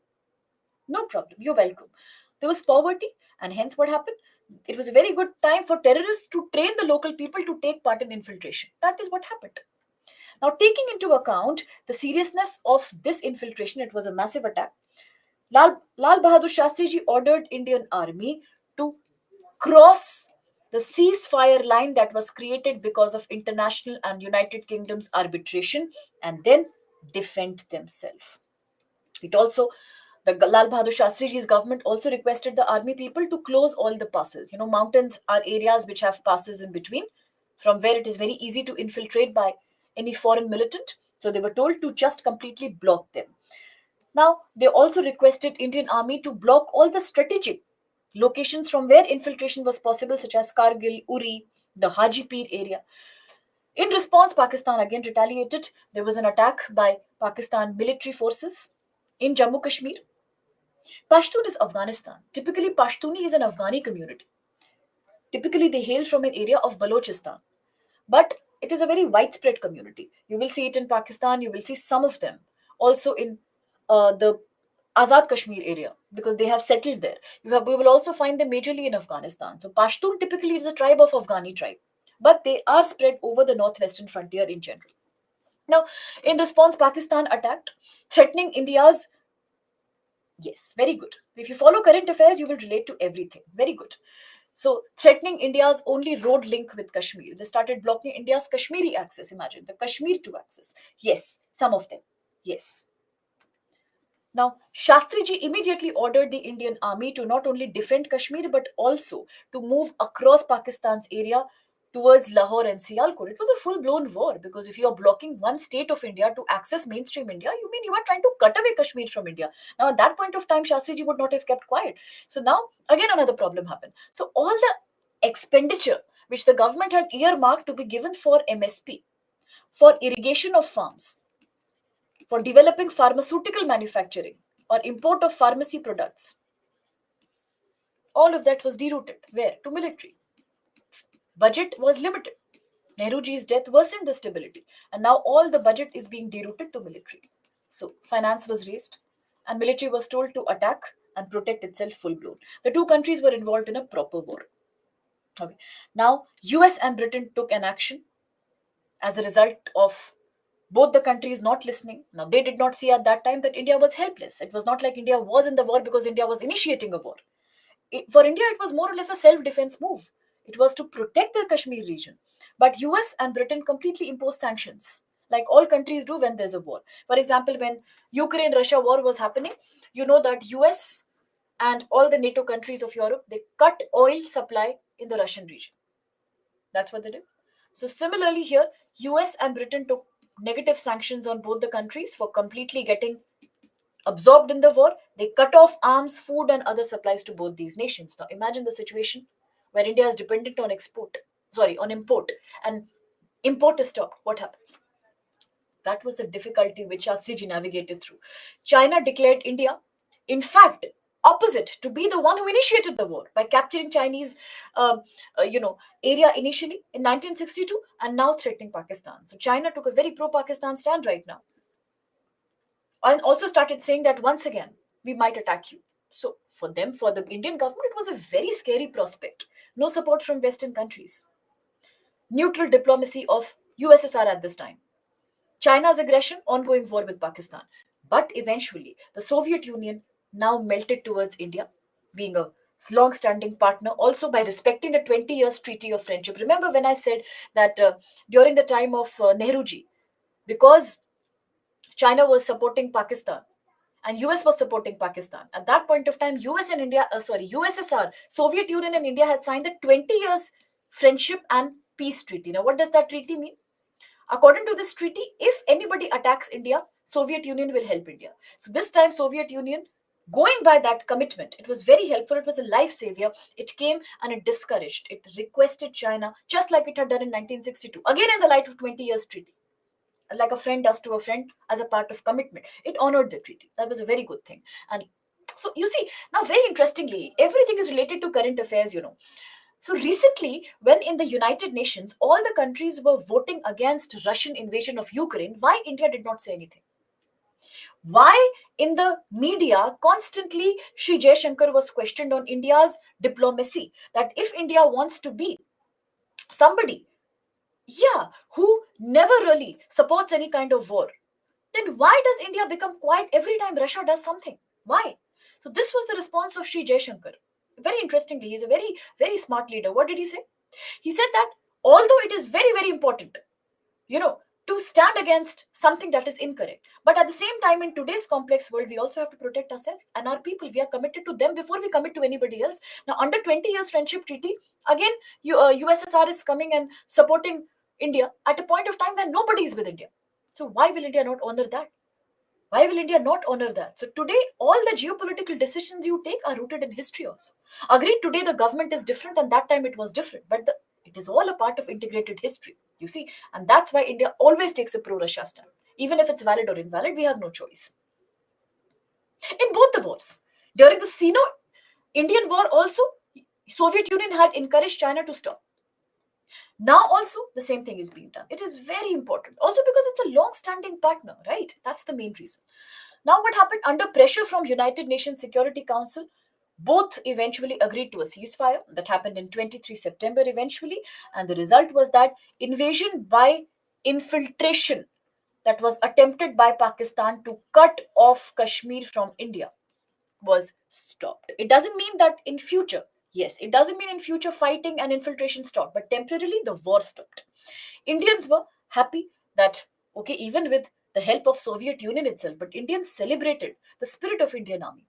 That in just 3 years, another war is being fought, that too with so much grit. And even if the war stopped because of United Nations Security Council and Soviet Union's help, ultimately Indian Army did not give up. It kept on. That is the time when Jai Jawan, Jai Kisan came. So Lal Bahadur Shastri ji realized that if you want to finance military, you are cutting down agriculture. If you want to finance agriculture, you are cutting down ministry. So which are the two pillars that support a country? Jai Jawan, Jai Kisan. It is the farmer and it is the army. So tomorrow you might get a question. This question did come once in the PYQ. Analyze the importance of Jai Jawan, Jai Kisan as it was put forward in the post-independent India by Lal Bahadur Shastri. That's the importance. We can give here the background of the wars, and then we can say, in an agriculture situation where there is not enough food, you are depending on an import. You still continue to defend yourself. Now that's the spirit, right? So this is why Shastriji's regime was celebrated. It was lauded because he balanced everything very, very well. Whatever confidence we has lost in the Sino attack was recovered by the Pakistan war. Now, India emerged much stronger from this experience, and from that point of time, India's military commitment also increased. Now, after 1970, when India entered into the nuclear testing era, when Atal Bihari Vajpayee ji gave a lot of, even Jawaharlal Nehru was very, very insistent upon developing nuclear capacity, which also was not liked by Western countries. They kept highlighting rules like a nuclear non-proliferation treaty, the CTBT, that India should not develop nuclear warfare arsenal. But India was committed to it because India knew that when war happens, nobody comes to your support. So why you will not do something for self-defense? So these experiences only have laid the background for India to develop its nuclear arsenal. Today in the news we spoke about Agni 5, MIRV, right? India becoming one country which has successfully tested Agni 5. So once again, the same article was also saying the same thing today, that it is because of our previous experiences that during war nobody comes to support you. So why will you not develop nuclear capacity? So this is the situation. Lot of contribution. Now, the infiltrators did not succeed. Shastriji became a national hero to be celebrated, not only because of the war, but yesterday we have already discussed Green Revolution. Let's not repeat the whole thing, but let's remember that was also the brainchild of Shastriji, right? So his achievements are too many. Similarly, Shastriji also encouraged white revolution in India. So just like the name of M.S. Swaminathan and Norman Borlaug comes when you talk about Green Revolution, White Revolution is the revolution of milk or the dairy industry in India. It happened when the government gave support to the cooperative dairying culture that started with Amul Cooperative Dairy Farming Limited in an area called Anand in Gujarat. We know that India is one of the top exporters of dairy products and milk even today, right? So at that point of time we did have the capacity, but marketing and you could say commercialization of the industries was not happening. So hence cooperative culture was introduced with better inputs. Here also, just like in Green Revolution, we used HVY, high yielding variety seeds. Here we started using high yielding variety cows and buffaloes, high yielding variety cattles. For example, the New Jersey or the Jersey cow, which is which came from the US, and many other varieties of cow. Now, again, as I said, current affairs are all a part of history. Nobody can say, I like IR, I like current affairs, but I hate history. Wrong approach. In UPSC, it will be very easy for you to succeed in the exam. And this I can say with over 8 years interaction, very closely with students, offline, online. That, my dear, always remember that preparation is always 360 degrees. Never say that I am studying modern history only or I am studying IR only. See, in history, everything has happened together. Today, as you and I are talking here, obviously government must be launching some policy in Delhi. Tomorrow we will come to know it through PIB release. Okay. Right now, as we are sitting and talking here, obviously Russia is doing something. Some economic development is also going on. Some um, environmental development is also going on. You see, everything happens together. For us to understand that every subject is different is a wrong thinking. If you take things in a flow, that, please study period wise. My approach, my a very good ideology to attitude for study, my advice would be study period wise and not subject wise. Whenever you study, yeah, Byju's 5 years and even before, when I was dealing with modern Indian history, since then I have seen that people who have a period wise approach, they have a better performance and they understand things better. They don't forget it. See how newer things are getting added to existing things. It will become very interesting for you. Okay. So here also, with the help of foreign breeding, interbreeding with foreign cattles, better training of staff, encouraging women to take up full-time dairying sector enterprise, we were able to register a record milk production. Record milk production resulted in record dairy product production, and India's export capacity in dairy sector boomed. This is known as the white revolution or milk revolution. Just like MS Swaminathan is the father of green revolution, or Norman Borlaug, here it was Varghese Kurian. Varghese Kurian was the man who is known as the father of white revolution in India. Oh, you want your birthright. This Bal Gangadhar Tilak ideology is not going, right?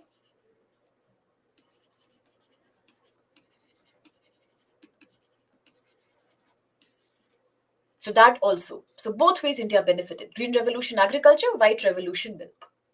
But unfortunately, sadly, just as the Indo-Pak war was coming to an end, just as with international arbitration, India was finally coming out of the war period and entering into development period. Green revolution, white revolution, better agriculture production, stability slightly in the economy. At that point of time, we lost another celebrated leader.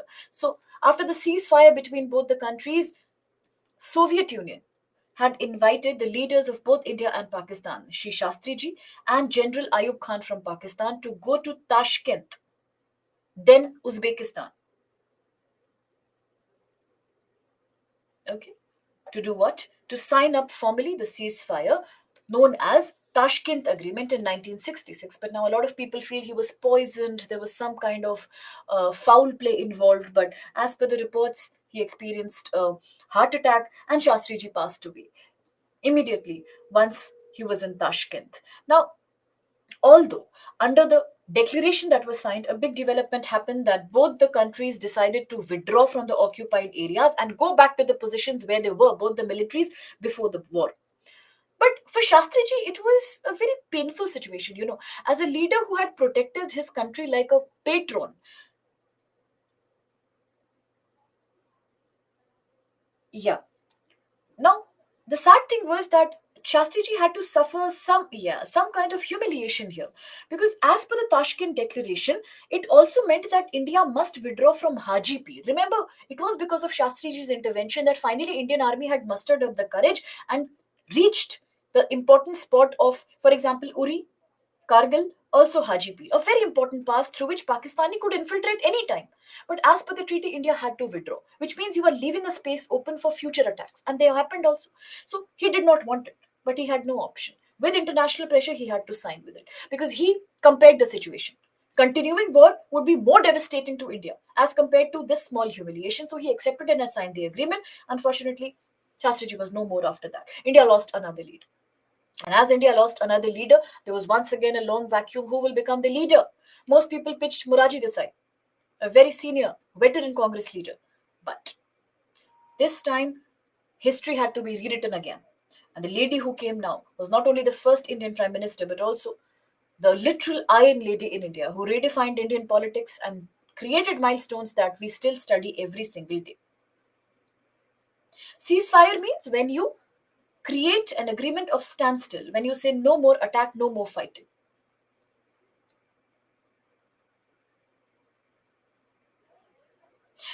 That was completely internal Pakistan's diplomacy, because initially, heart and heart, even Pakistan was not willing to sign the agreement. They were not ready to withdraw the troops.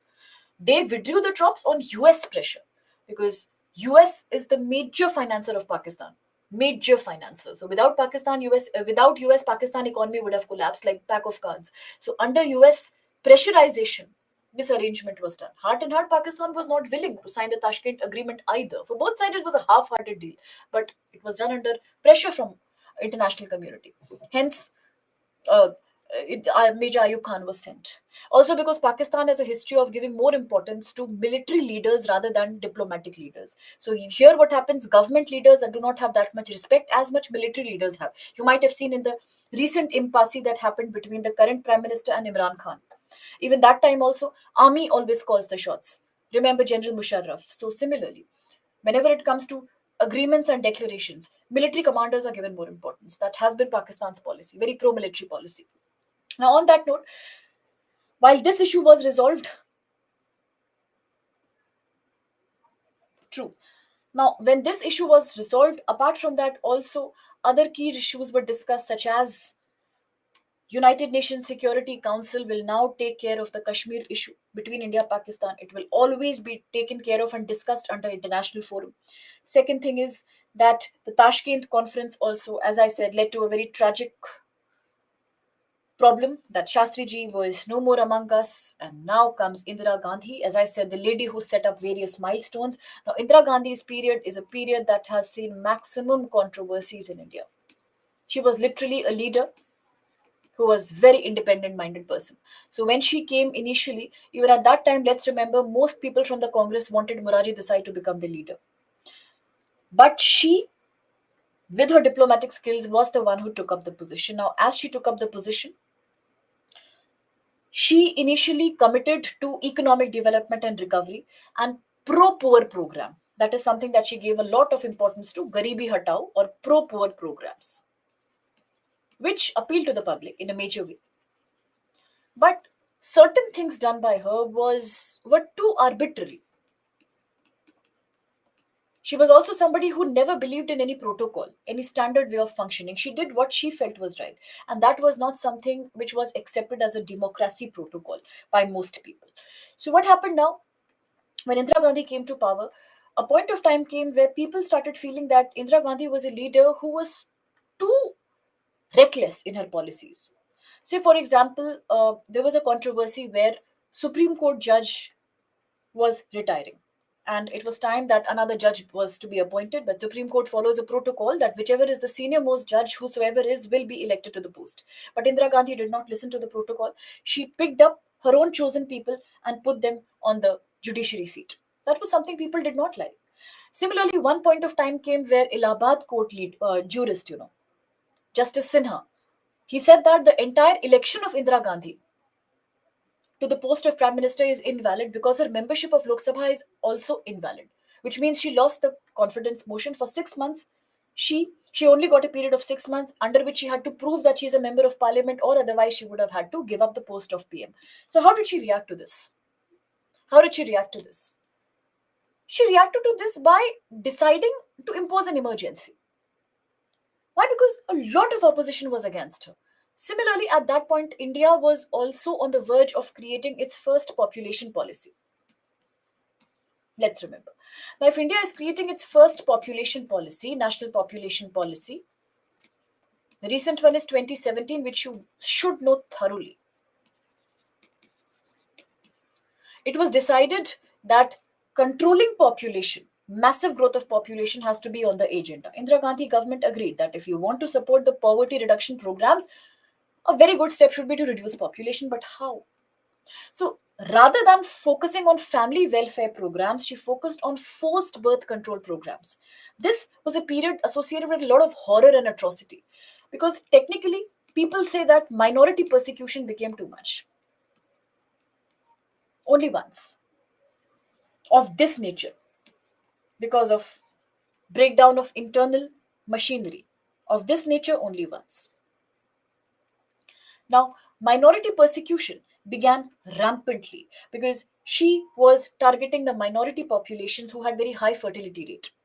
It has been shown that her government and the officers that were authorized, they unleashed a kind of situation where people were forced to get sterilized. There was no kind of appeasement, there was no kind of encouragement. They were forced to go through operations. Sometimes operations in such a way that women's health would never recover. Sometimes unmarried men and women were sterilized. They were randomly picked up from camps of minorities, from poor areas. So these were certain policies that were very anti-religious, anti-cultural to the people of India. Nobody would accept them. And hence Indira Gandhi's government came under a major scandal. How did she respond to all these allegations? She responded to the allegations by, for example, there was also a leader called Raj Narayan, a very famous another leader, Jayaprakash Narayan. All these people were criticizing her in open. Her policies were not socialist. They were very, very reckless. She therefore announced emergency, a breakdown of constitutional machinery in 1975. This continued at least for a period of more than 1.5 years. And this is supposed to be the black period of India, as per the media reports, because during the emergency, she suppressed media freedom. All the newspapers were abolished. There was no article to be published. Media people were in the jail. Opposition parties were in the jail. And, complete rationing was done. People had no access to opportunities. One voice against the government was met with strictest punishment. So, in this background, why would somebody continue with a leader like her, even if she was strong willed? Let's understand, if this was a something that was done by her that was unacceptable, did she also do something good for which people remember and like her? Yes. So the good achievement that is associated with this lady in history, there are many movies, is the war of 1971. Yes, we can discuss that. Yes, I will. That happened in 1971. And 1971 is typically once again known as India Pakistan War. It is an Indo Pak war, but not only an Indo Pak war, it is also a war between East and West Pakistan. Now, what had happened in this situation is that already we know that after the Mountbatten Plan, India was divided, Indian subcontinent was divided into three areas: West Pakistan, India, and East Pakistan. East Pakistan, or the modern day Bangladesh, was the Bengali majority region of Pakistan. But it is due to linguistic differences and geographical differences that people from East Pakistan constantly felt neglected, ignored, persecuted by the majority people of West Pakistan. In this light, a certain point of situation came where a very, very famous leader from East Pakistan known as Mujibur Rahman, Sheikh Mujibur Rahman, he was attacked upon. His life was under threat by the leaders of West Pakistan. Okay, you need a break before this? We can do that also if it's becoming too much. Your birthright, if you want, take it. You want birthright now? Yeah. No, no. As a student, you always go with written facts only. There are many things. For example, even Subhash Chandra Bose. We all know that it was not as simple as it sounds. We all know it was a controversy, but we can't write. We can't write. Because for us, whatever is there in the books, we have to abide to that. Fine. I am experiencing threat of extremism. I'm experiencing threat. Break is my birthright. I will have it. What to do? So now, not many topics are left. So better we take a break. So what is the time right now? It's 6:45 almost. Fine. Let's take a 10 minutes break. I'll end early. Not much is left here to discuss now. We will end immediately after emergency and defection period. We'll end early. As I said, it's a period, right? So let's take a break. Let's come back at 6:55. What do you say? 10 minutes should be enough for you. So take a break, take your birthright, smile, be happy, enjoy, take rest. If you sleep, put an alarm and come back. We'll continue with the discussion and end the class very soon. Fine? Fine? Should I go? Should I take my birthright? Or it's only your birthright? Okay, I'll see.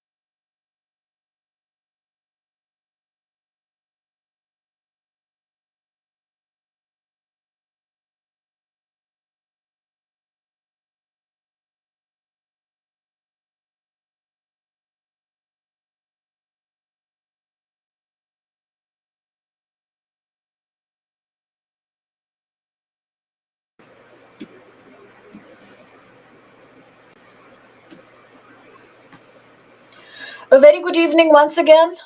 Welcome to each one of you after the break.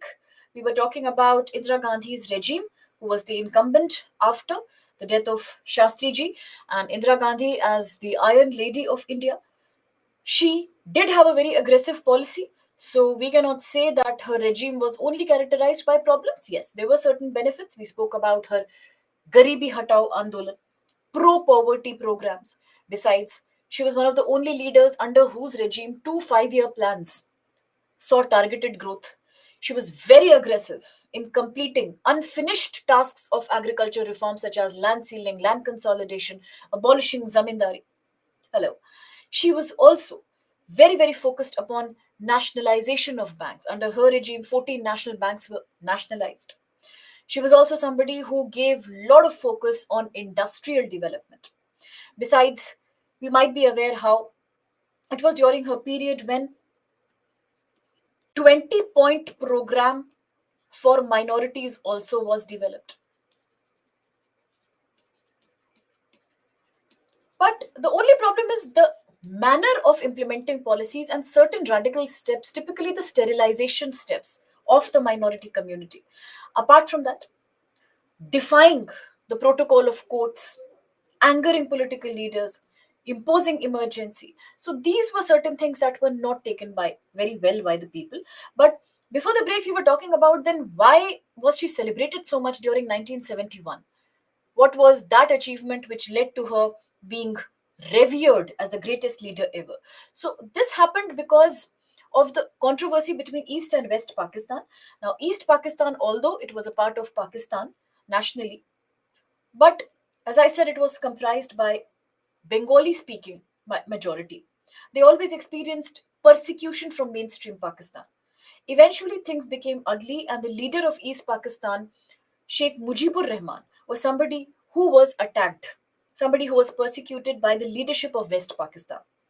At the same time, it was also a period of time when India was experiencing fresh attacks by Pakistan, and this time, Yahya Khan, the leader of Pakistan, under an operation known as Operation Changis Khan,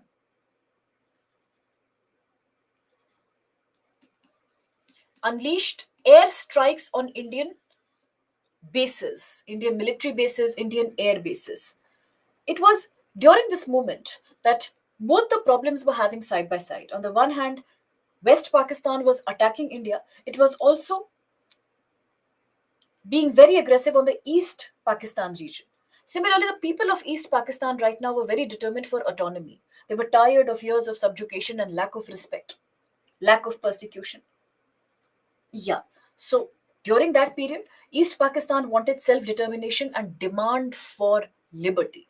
Let's also remember that there were certain other diplomatic issues. For example, Sheikh Mujibur Rahman also found asylum in India. India extended him protection because his life was under threat.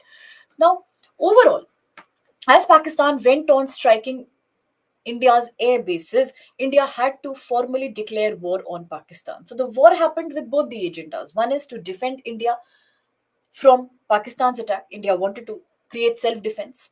Second thing was, India was also in full support of the need of East Pakistan people for self determination, given that they had experienced years of persecution too. Now, before the war ended, the Prime Minister of India, like Srimati Indira Gandhi, she announced that India would recognize an independent Bangladeshi government once it declares autonomy. So, India's unconditional support of Bangladesh at that time for its independence as a new country separated from West Pakistan is also the reason where till today the ties between both the countries have been very cordial. So Pakistan, East Pakistan or Bangladesh acknowledges till date the contribution that India made for Bangladeshi independence. Apart from that, India also performed extremely well in the war. Now, no matter how much you blame Indira Gandhi for her aggressive policies, it's true that certain decisions she took were mind blowing. For example, although the war ended after Chief of Pakistani forces surrendered, what was even more admirable was the way Indian army and Bangladeshi Independence Autonomy Organization Mukti Bahini, they retaliated to Pakistan's attack. The kind of performance and the strength vigor shown by Indian army was celebrated the world over, and that's why Indira Gandhi overnight became a hero. She was celebrated as the torch bearer of one of the most important wars and a clear cut victory for India during this war. So, through instrument of surrender on 16 December 1971 in Dhaka, the surrenderance was done.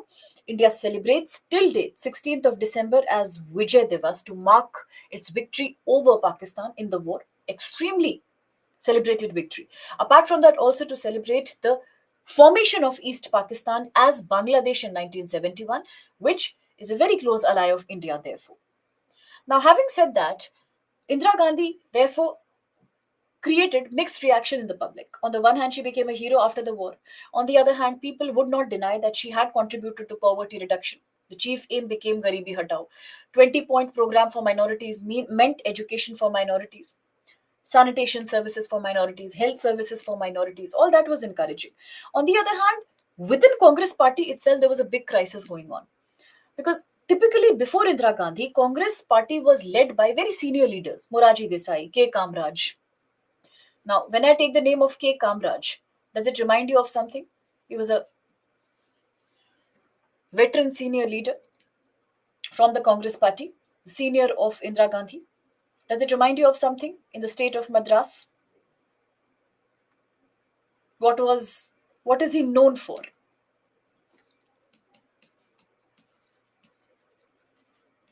Investigate and let me know.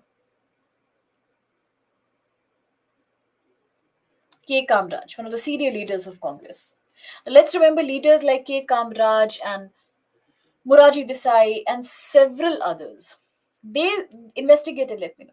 These people were together known as syndicate in the Congress.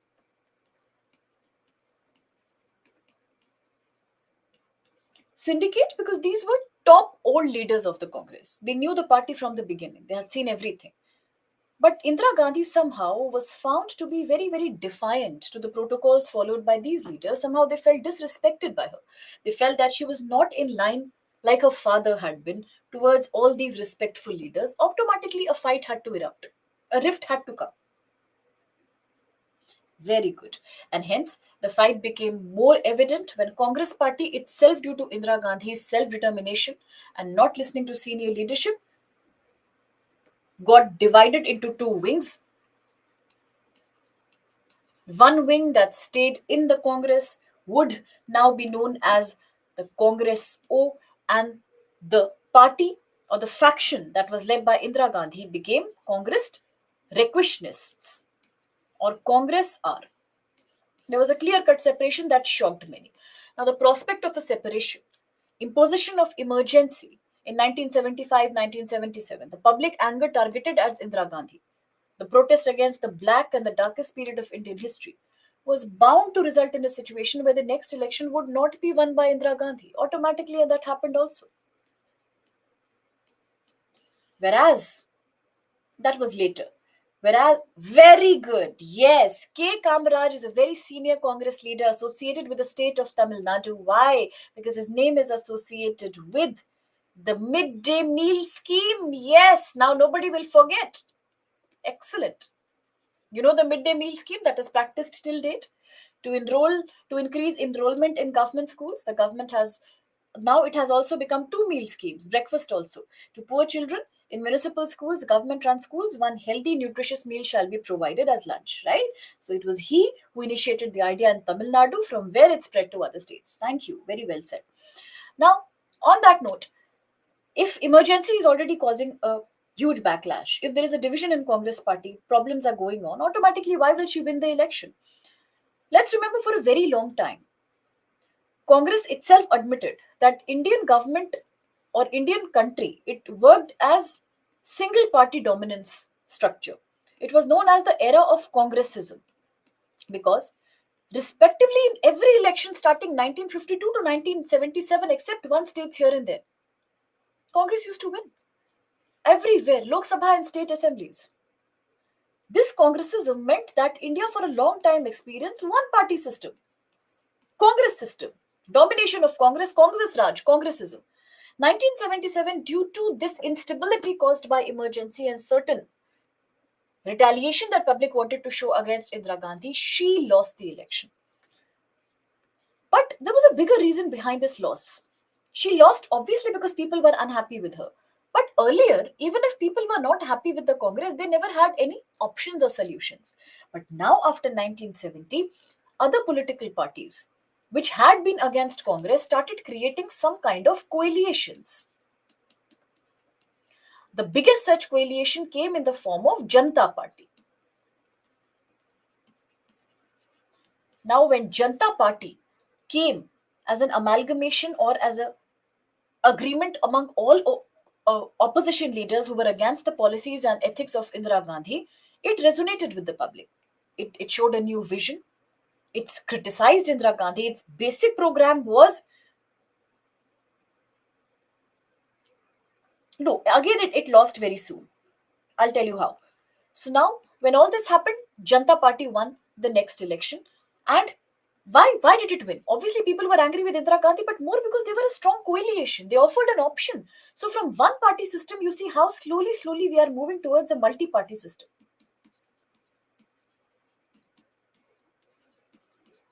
This happened after 1975 that India, for long which was dominated by a one-party regime, now came into multi-party regime. In politics, you will also study in polity that how today in 2024 we talk about the fourth party system. This is a more evolved concept. We also study this in social justice, but not here definitely.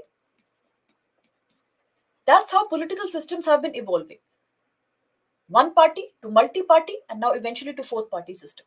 Talking about multi-party system, agreed that this coalition was showing promise to people, but it was not stable. That time, coalitions were new. It was not a stable system.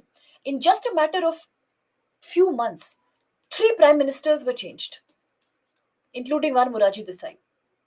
What impression is going to people? That no matter what vision they are showing, they are not stable. At least Congress was stable. Now, once again, it was Indira Gandhi during this time who rapidly once again started working towards Garibi Hatao. She got a good opportunity in poverty reduction scenario once again. So on the one hand, Janta Party is weak, feeble. On the other hand, Indira Gandhi is focusing too much on Garibi Hatao, public memory being short. Again, when the election was held, just in a few years, 1980-81 period, to the shock of many people, she returned to power. People once again elected for Indira Gandhi. They were ready to show support for a leader who had recently lost. Right? Now, let's proceed. Indira Gandhi hence defied all the logic that time that was being stipulated by the syndicate system.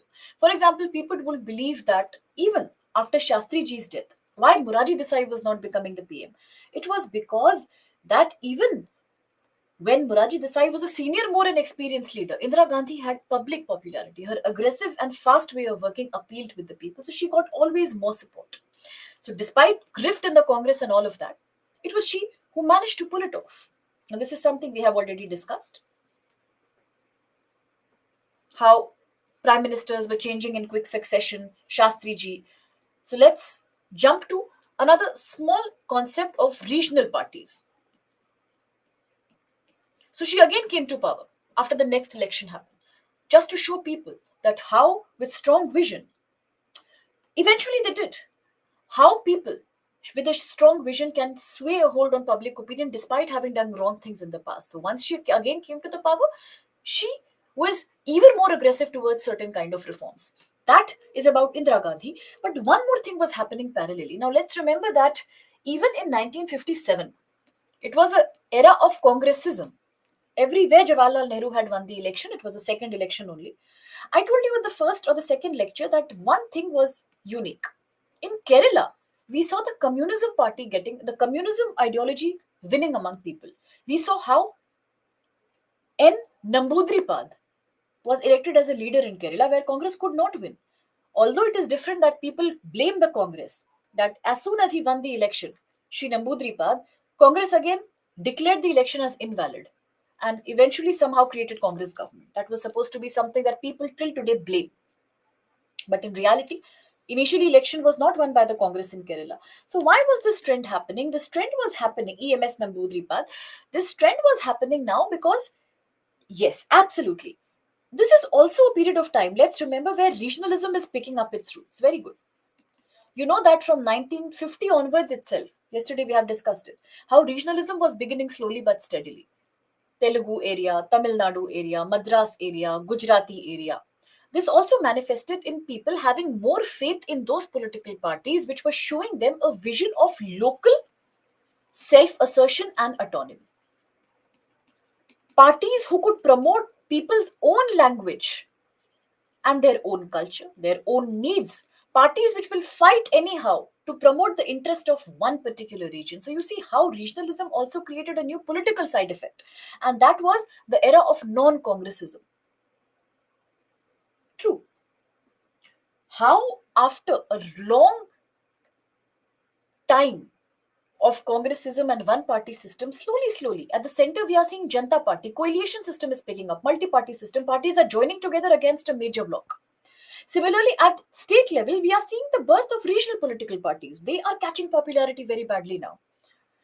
In 1967 election itself, absolutely, absolutely, state reorganization further fueled regionalism. It has to, definitely, 100% it did. Now, in 1967 elections, you see, although Congress won, but the majority in Lok Sabha declined. It won by the lowest majority after 1952. One clear-cut indication that Congress is not the only thing now. People have choices, they have alternatives. In the Madras state, for example, the local party by the name of DMK, Dravida Munithira Kazhagam, also the party which had protested against use of Hindi language, use of Brahman and caste divide. This party was becoming very popular among people. It led a massive anti-Hindi opposition movement by being very popular among students and farmers. The issue of imposing Hindi as official language was rigged in this area. So therefore, this was also the first time as DMK was gaining a stronghold in the Madras area that a non-Congress party had managed to secure a majority in any Indian state. You see how things change. Just in a period of 10 years, 1957, only Kerala. That too, later the election was cancelled by Congress and people never said anything because Congress was the ruler that time. From that Congressism domination in just 10 years to a situation where a party is getting complete majority and it's a non-Congress party because of regional divide. So this is how Indian politics evolved steadily and slowly. Similarly, we speak about how, as Indira Gandhi's emergency was backlashing, coalition phenomena was also gaining. We just spoke about the Janta Party. No single political party at that time had the authority to defeat Congress. So therefore, non-Congress parties were bound to come together. Samyukta Vidhayak Dal, that you say in Hindi, the non-Congress party or the Janata Party, was something that gained predominance. Apart from that, there is another very interesting thing that started happening. Just like single party system gave birth to multi party system, to the fourth party system, just like Congress domination later gave birth to non congressism, another new thing was happening. When whole political system was changing, even people were becoming hungry for power. No, they are different. They are different, completely different. BJP's roots go back to the vision of Sri Shyama Prasad Mukherjee. He was the leader who had seen the vision of BJP. He was a man who believed in complete Hindi language all across the country. He was somebody who was an Orientalist, somebody who believed in India's past, revival of India's past. He had also, in fact, been on the top position when it came to criticizing the imposition of Article 370. He was there that time. That's a different thing. Janta Party was a coalition made by certain non-Congress parties. Now, having said that, another new thing started that people also now had changing loyalties. If political parties are changing, if nature of politics is changing, people are becoming opportunist. Earlier, leaders understood that they will always be tied to one party because they believe in its ideology. For example, the senior Congress leaders, they were tied to the Congress party. They would never think of leaving the party and going because for them the party was their identity. But in today's, yes, but in today's 19, you can say 70 onward era, things were changing rapidly. Now people were becoming individualistic and opportunistic. They believed in taking their own well-being oriented decisions rather than being allied to one party. They all wanted tickets. They wanted to see their own benefit. And hence rose defection. And there is a schedule of Indian constitution that talks about anti-defection. And when was it created? Does anybody have any idea when was it created?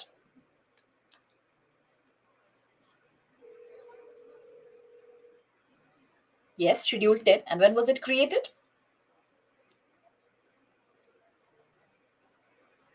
Yes.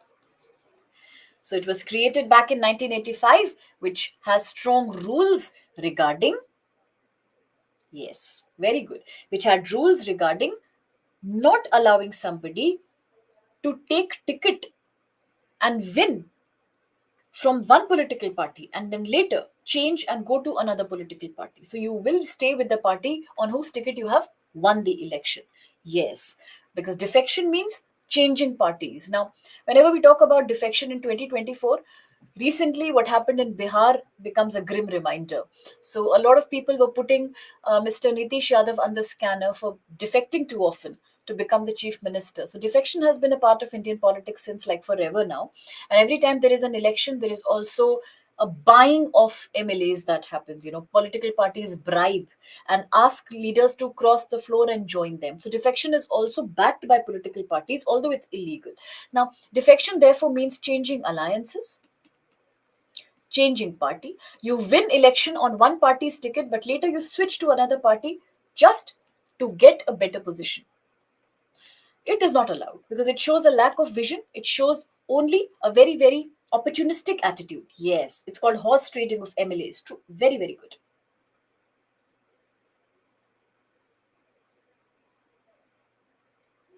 In different states, it is different. You're talking about Jharkhand Mukti Morcha. Yeah. But in certain states, like you said, Haryana and Bihar, it is still a major issue. True.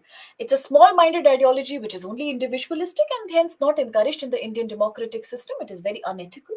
But this also reminds you of a very funny thing.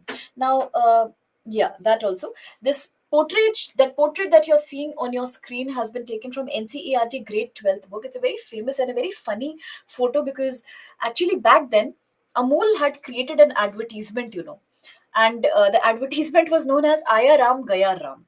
It's a slogan often used in Indian politics, Aya Ram Gaya Ram. This slogan was a sarcastic slogan created due to the behavior of one political party leader, yes, whose name was Gaya Lal. Now, Gaya Lal was a minister who changed his political party three times in just 10 days. So that's why people call him as somebody that you don't even know when he comes and when he goes. He comes before he goes and he goes before he comes. So that calls in Hindi Aya Ram Gaya Ram. So Amul had a very beautiful illustration of this in a very sarcastic and a funny way. And it was due to the action of Gaya Lal that the whole phenomena today in Indian politics is known as Aya Ram Gaya Ram. And now what happened? Defections became very, very common in politics, and defections would decide the future and the fate of state political parties. So, this therefore was eventually tackled with Schedule 10 of the Constitution that it is not permitted. After the 1967 general election, the breakaway Congress legislatures, they were actually responsible. Those people who left the Congress party were the people who actually acted against Congress party, and in most of the states it was these people who helped local political parties to win the election. For example, Haryana, Madhya Pradesh, Uttar Pradesh. It is cutting across ideology. It is not being loyal to any particular ideology. And this constant shifting of loyalties today has been known as, therefore, Ayaram Gayaram. In a very local, colloquial way, it typically means the act of constant defection. Not encouraged and allowed, but today also we know that trading of MLAs is a very important, it's a very common feature that's going on. So now, if you talk about the general picture ahead, then we spoke about the split between Congress O and Congress R, between Indira Gandhi and the Congress syndicate. We spoke about K. Kamaraj midday meal scheme. Indira Gandhi was able to trigger public support on the basis of pro-poverty program, aggressive campaign against Garibi Hatao. In fact, her vision of population control also emanated from Garibi Hatao. Then we talk about the 1971 Operation Chengiz Khan, independence of Bangladesh, India playing a key role here, India's victory in Bangladesh war, which made her a big hero among people. Then we talk about the emergency period, the black period in Indian history, typically 1975 onwards for 2 years. Article 352 to Article 356 are very, very important in terms of constitution for you to understand. We have discussed about the green and the milk revolution that was done by Lal Bahadur Shastri ji for promoting better economic development. Now, we also spoke about two names, Raj Narayan and Jai Prakash Narayan. Now, Raj Narayan was a leader who had initially highlighted that Indira Gandhi's election is invalid to the parliament and hence she should resign from the post of prime minister. It was because of this only that Allahabad High Court Justice Sinha had questioned her membership to the parliament. As a response to that, only in revenge, she imposed the emergency, actually. So, Raj Narayan was a critic of Indira Gandhi. Similarly, there was also a very communist Indian leader in the area of Bihar, known as Jai Prakash Narayan, a very famous person.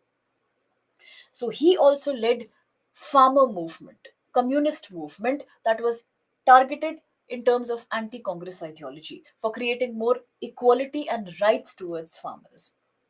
How Congress government responded by firing and how it further led to deteriorating law and order situation. Now, this I already told you how Allahabad High Court said that her election is invalid and hence she imposed emergency. 1977 Janta Party won the election. First time non-Congress party won and we enter into the era of non-Congressism. Side by side, we have also entered into an era of coalition government. Post that, Indira Gandhi gets re-elected 1981 because this party is unstable, Janta Party.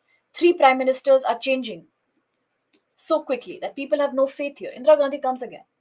And then until her death, that's back in 1984. And why was she killed? That is also very interesting. She was killed because of her intervention against Khalistani terrorism known as Operation Blue Star. I'm sure you're familiar with that. So here, to target the Khalistani terrorists who had entered the shrine of Amritsar, the revered Golden Temple, she ordered a search operation in the temple, in the shrine premises, that was not taken positively by the Sikh population.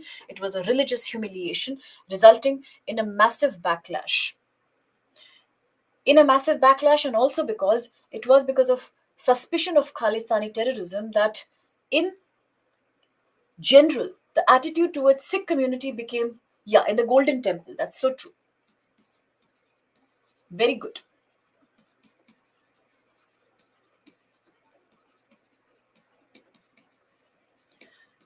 Now, if all these things were going on, religious persecution, very good. Religious persecution was going on, then it was true that even Sikhs were targeted as minority. Off and on, there were incidents of targeting. Now, the worst was yet to come in 1984.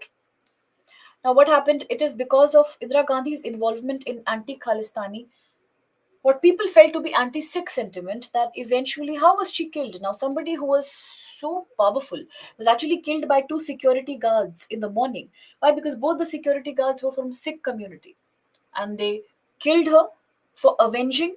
They assassinated her, very good, for avenging the religious humiliation that their community had experienced at her hands, and hence she was murdered. Now, as soon as she's killed, it is seen as an act done by the Sikh community, right? Although some people have killed her, but two people have killed her, probably with other people involvement. But it's seen as a blame that was then entrusted on the whole Sikh community of India. And in 1984, we saw one of the most devastating, damaging, and very, very painful anti-Sikh riots in the Delhi NCR region.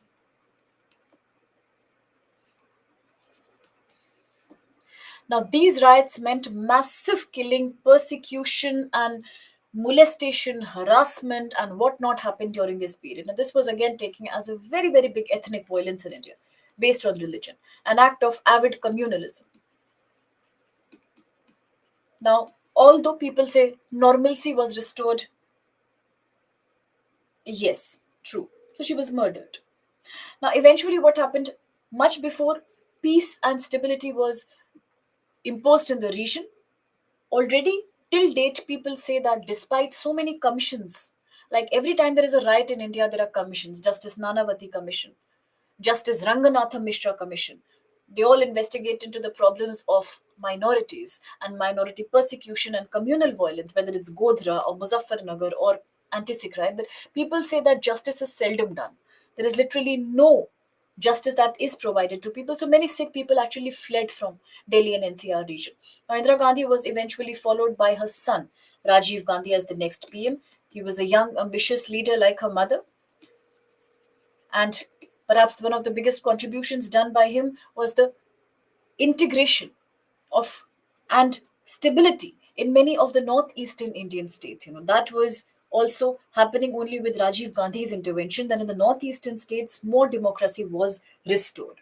So typically, it is until here that we study the post-modern India period, because after this, whatever has happened from 1985 onwards,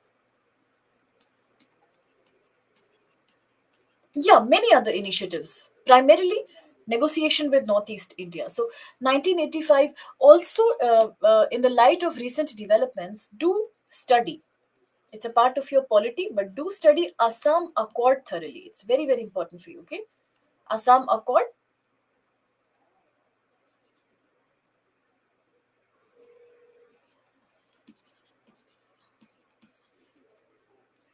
do study Assam Accord properly. Now, 1995 onwards, whatever happens, you study in polity, and whatever international developments happens, they go to IR. The industrialization period of India will be covered by economics, and what happened during this time and onwards to minorities, to reservation politics. Now, reservation was a very big issue at this time, but we do not cover it here. We typically cover this is most important. Very, very well said. It is a very critical issue. You must cover it for UPSC. Now, reservation politics and all of that, soon a time came where we'll start talking about, you know, the reservation problem in India. Although it started back in 1950 itself. From 1950, ever since Constitution was adopted, government has been giving some reservation to scheduled caste and scheduled tribe. But when you talk about the other backward caste reservation, that only initiated properly after Mandal Commission. So all these also then become a part of the same period, but they go to social issue, social justice. It submitted its report 10 years later, and it submitted its report, but it was not released for 10 years. How was it implemented? Then from OBC controversy, we go to another area, that Indira Sahni verdict will come now. How much reservation to be given? Whether it's valid only up to 50% or more? What is the upper ceiling? The ninth schedule of Indian Constitution. Coelho case controversy breaks out here. Yes, the LTTE, Tamil persecution, started with Rajiv Gandhi's assassination. Yes, yes, true. Very well said. So, ninth schedule of the constitution will come into picture. So, it's an integrated history this time onwards. Okay, side by side, we should also keep studying here. Many other things like gender becomes a very critical part of this topic, but not here again social issues. So, you can just continue this in a flow. Now, let's remember that after the Janata Party got defeated, Indira Gandhi came again. And as I said, 1984, her assassination happened, anti-6 riots, and all of that emerges. So typically here we shall end the post-independence period syllabus. There is nothing more that we can and should discuss after this. Whatever we have discussed in terms of the pointers now, these are some things you can keep filling up. As I said, NCERT grade 12th book is more than sufficient post-independence India. And for those with optional history or polity, you can study India after Gandhi. That's all. So we have Shubham sir, and we have another very, very senior faculty who has now, he will be taking your classes very soon, and all the schedule and the faculty details will be uploaded to you. They will be all uploaded to you. For those who have not yet received any lectures for, say, polity or say for economics, the schedule will be uploaded, I think, by the end of this week. For prelims, CSAT, and all of that, you will be notified. NCRT is more than sufficient if history and polity is not your option. In case it is, then you can study India after Gandhi. Enough, enough. It's more than enough.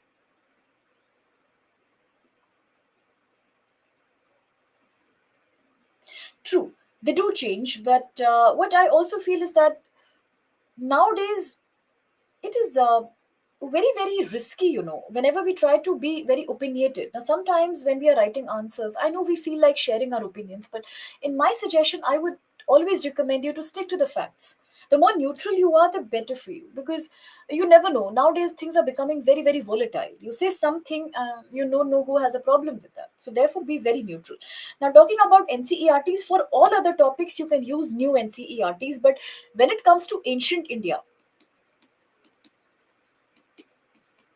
R.D. Sharma, I think that's the book.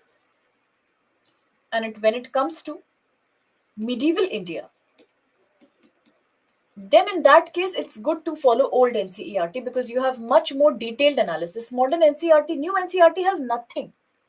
It has barely nothing on these two topics. For modern, it's still all right. Apart from that, I would recommend whatever you have is fine. There is not much change except data. So, fine. Okay. So, PYQs you will get as a part of the PDF itself because in the first lecture we had discussed some PYQs. One was about Jai Jawan, Jai Kisan and its relevance. The other was about regionalism in India. The third was about linguistic reorganization of Indian states. The question from this area will be very, very direct. Yeah, because he won twice, no? Once in, talking about Nehruji. Nehruji won twice, yeah, that's true. So it's a long history. It's a long history. R.S. Sharma, right. Ancient India, right? Yes. Very good book. It's an NCRT only, but excellent book. Very good book. For Ancient India, always refer to old one only. For modern, the new one is fine. The PDF will be provided to you for this lecture. In case you are having problem with getting the annotated one, I will just raise a complaint so that you will get the annotated one. That will be better. Yes. He was a very famous UP leader, typically very popular among the Kisan, very popular among the. In fact, when you talk about Charan Singh, it is another interesting thing. Everything has a history. So, talking about Charan Singh, now let's remember Charan Singh was. Please remember, Charan Singh was the first person who became a non-Congress chief minister of UP. He was so powerful. At that point of time, nobody could imagine a non-Congress CM will come, but he came. How he came? Because of his popularity among the among the whom was he popular against? He was a farmer leader, but what led to him becoming the first non-Congress chief minister? Here you must know about caste formations. Since it's a part of social justice, I'd rather not explain it, but I do have one request for you. Today itself, please, before you sleep, Google what are caste formations. Google what do I mean when I say words like Gajab and Ajgar. Just do that. Just do that. Okay. Just Google what are these things. Gajab and Ajgar. What if I tell you that in India, all the elections in North Indian states are won on the basis of Gajab and Ajgar? What are these? These are known as cross caste formations or caste formations. Upper caste of the villages will come together and form a group. Ahir, Gujjar, Jat, Rajput. Gujjar, Ahir, Jat, Brahman. These are the ones when leaders promote these upper castes provide them a vote bank. This in India is known as vote bank politics. You give me reservation, I give you votes. Okay, so you must discuss this. Till today it is happening. In 2022, Samajwadi Party decided to support Ajgar because BJP was supporting Gajab. So you must understand that in India, politics is not just a matter of fair deal. That if you like a leader, you select a leader. No. Caste plays a major role, and religion plays an even bigger role when it comes to Indian politics. Now, the nexus between religion, caste, and elections is something that we will detail study in social justice, that is GS paper 2, when we have the lectures. We'll talk about everything, how it plays out, how did Mandal Commission begin, what was the controversy, why people set themselves to fire to agitate against 27% quota to OBC, why is it constantly on the rise, what does it mean when the government talk about EWS from 2019 onwards, does it have any value or not, who are the EWS? For many people, it is difficult to understand who are the scheduled caste. If scheduled caste are Dalits, then who is OBC? So all these are very interesting topics you should have a detailed clarity on. We will cover it in social justice. So as of now, it's time I think we can take a leave. Really? Okay. Must be some technical issue. Yes, yes. Bipin Chandra is excellent for modern history. Very good. It's very good. So, see, when you talk about preparation strategy, yeah, that you're reminding me of something very important. Thank you. 16th March, we have a workshop with Anubhav sir.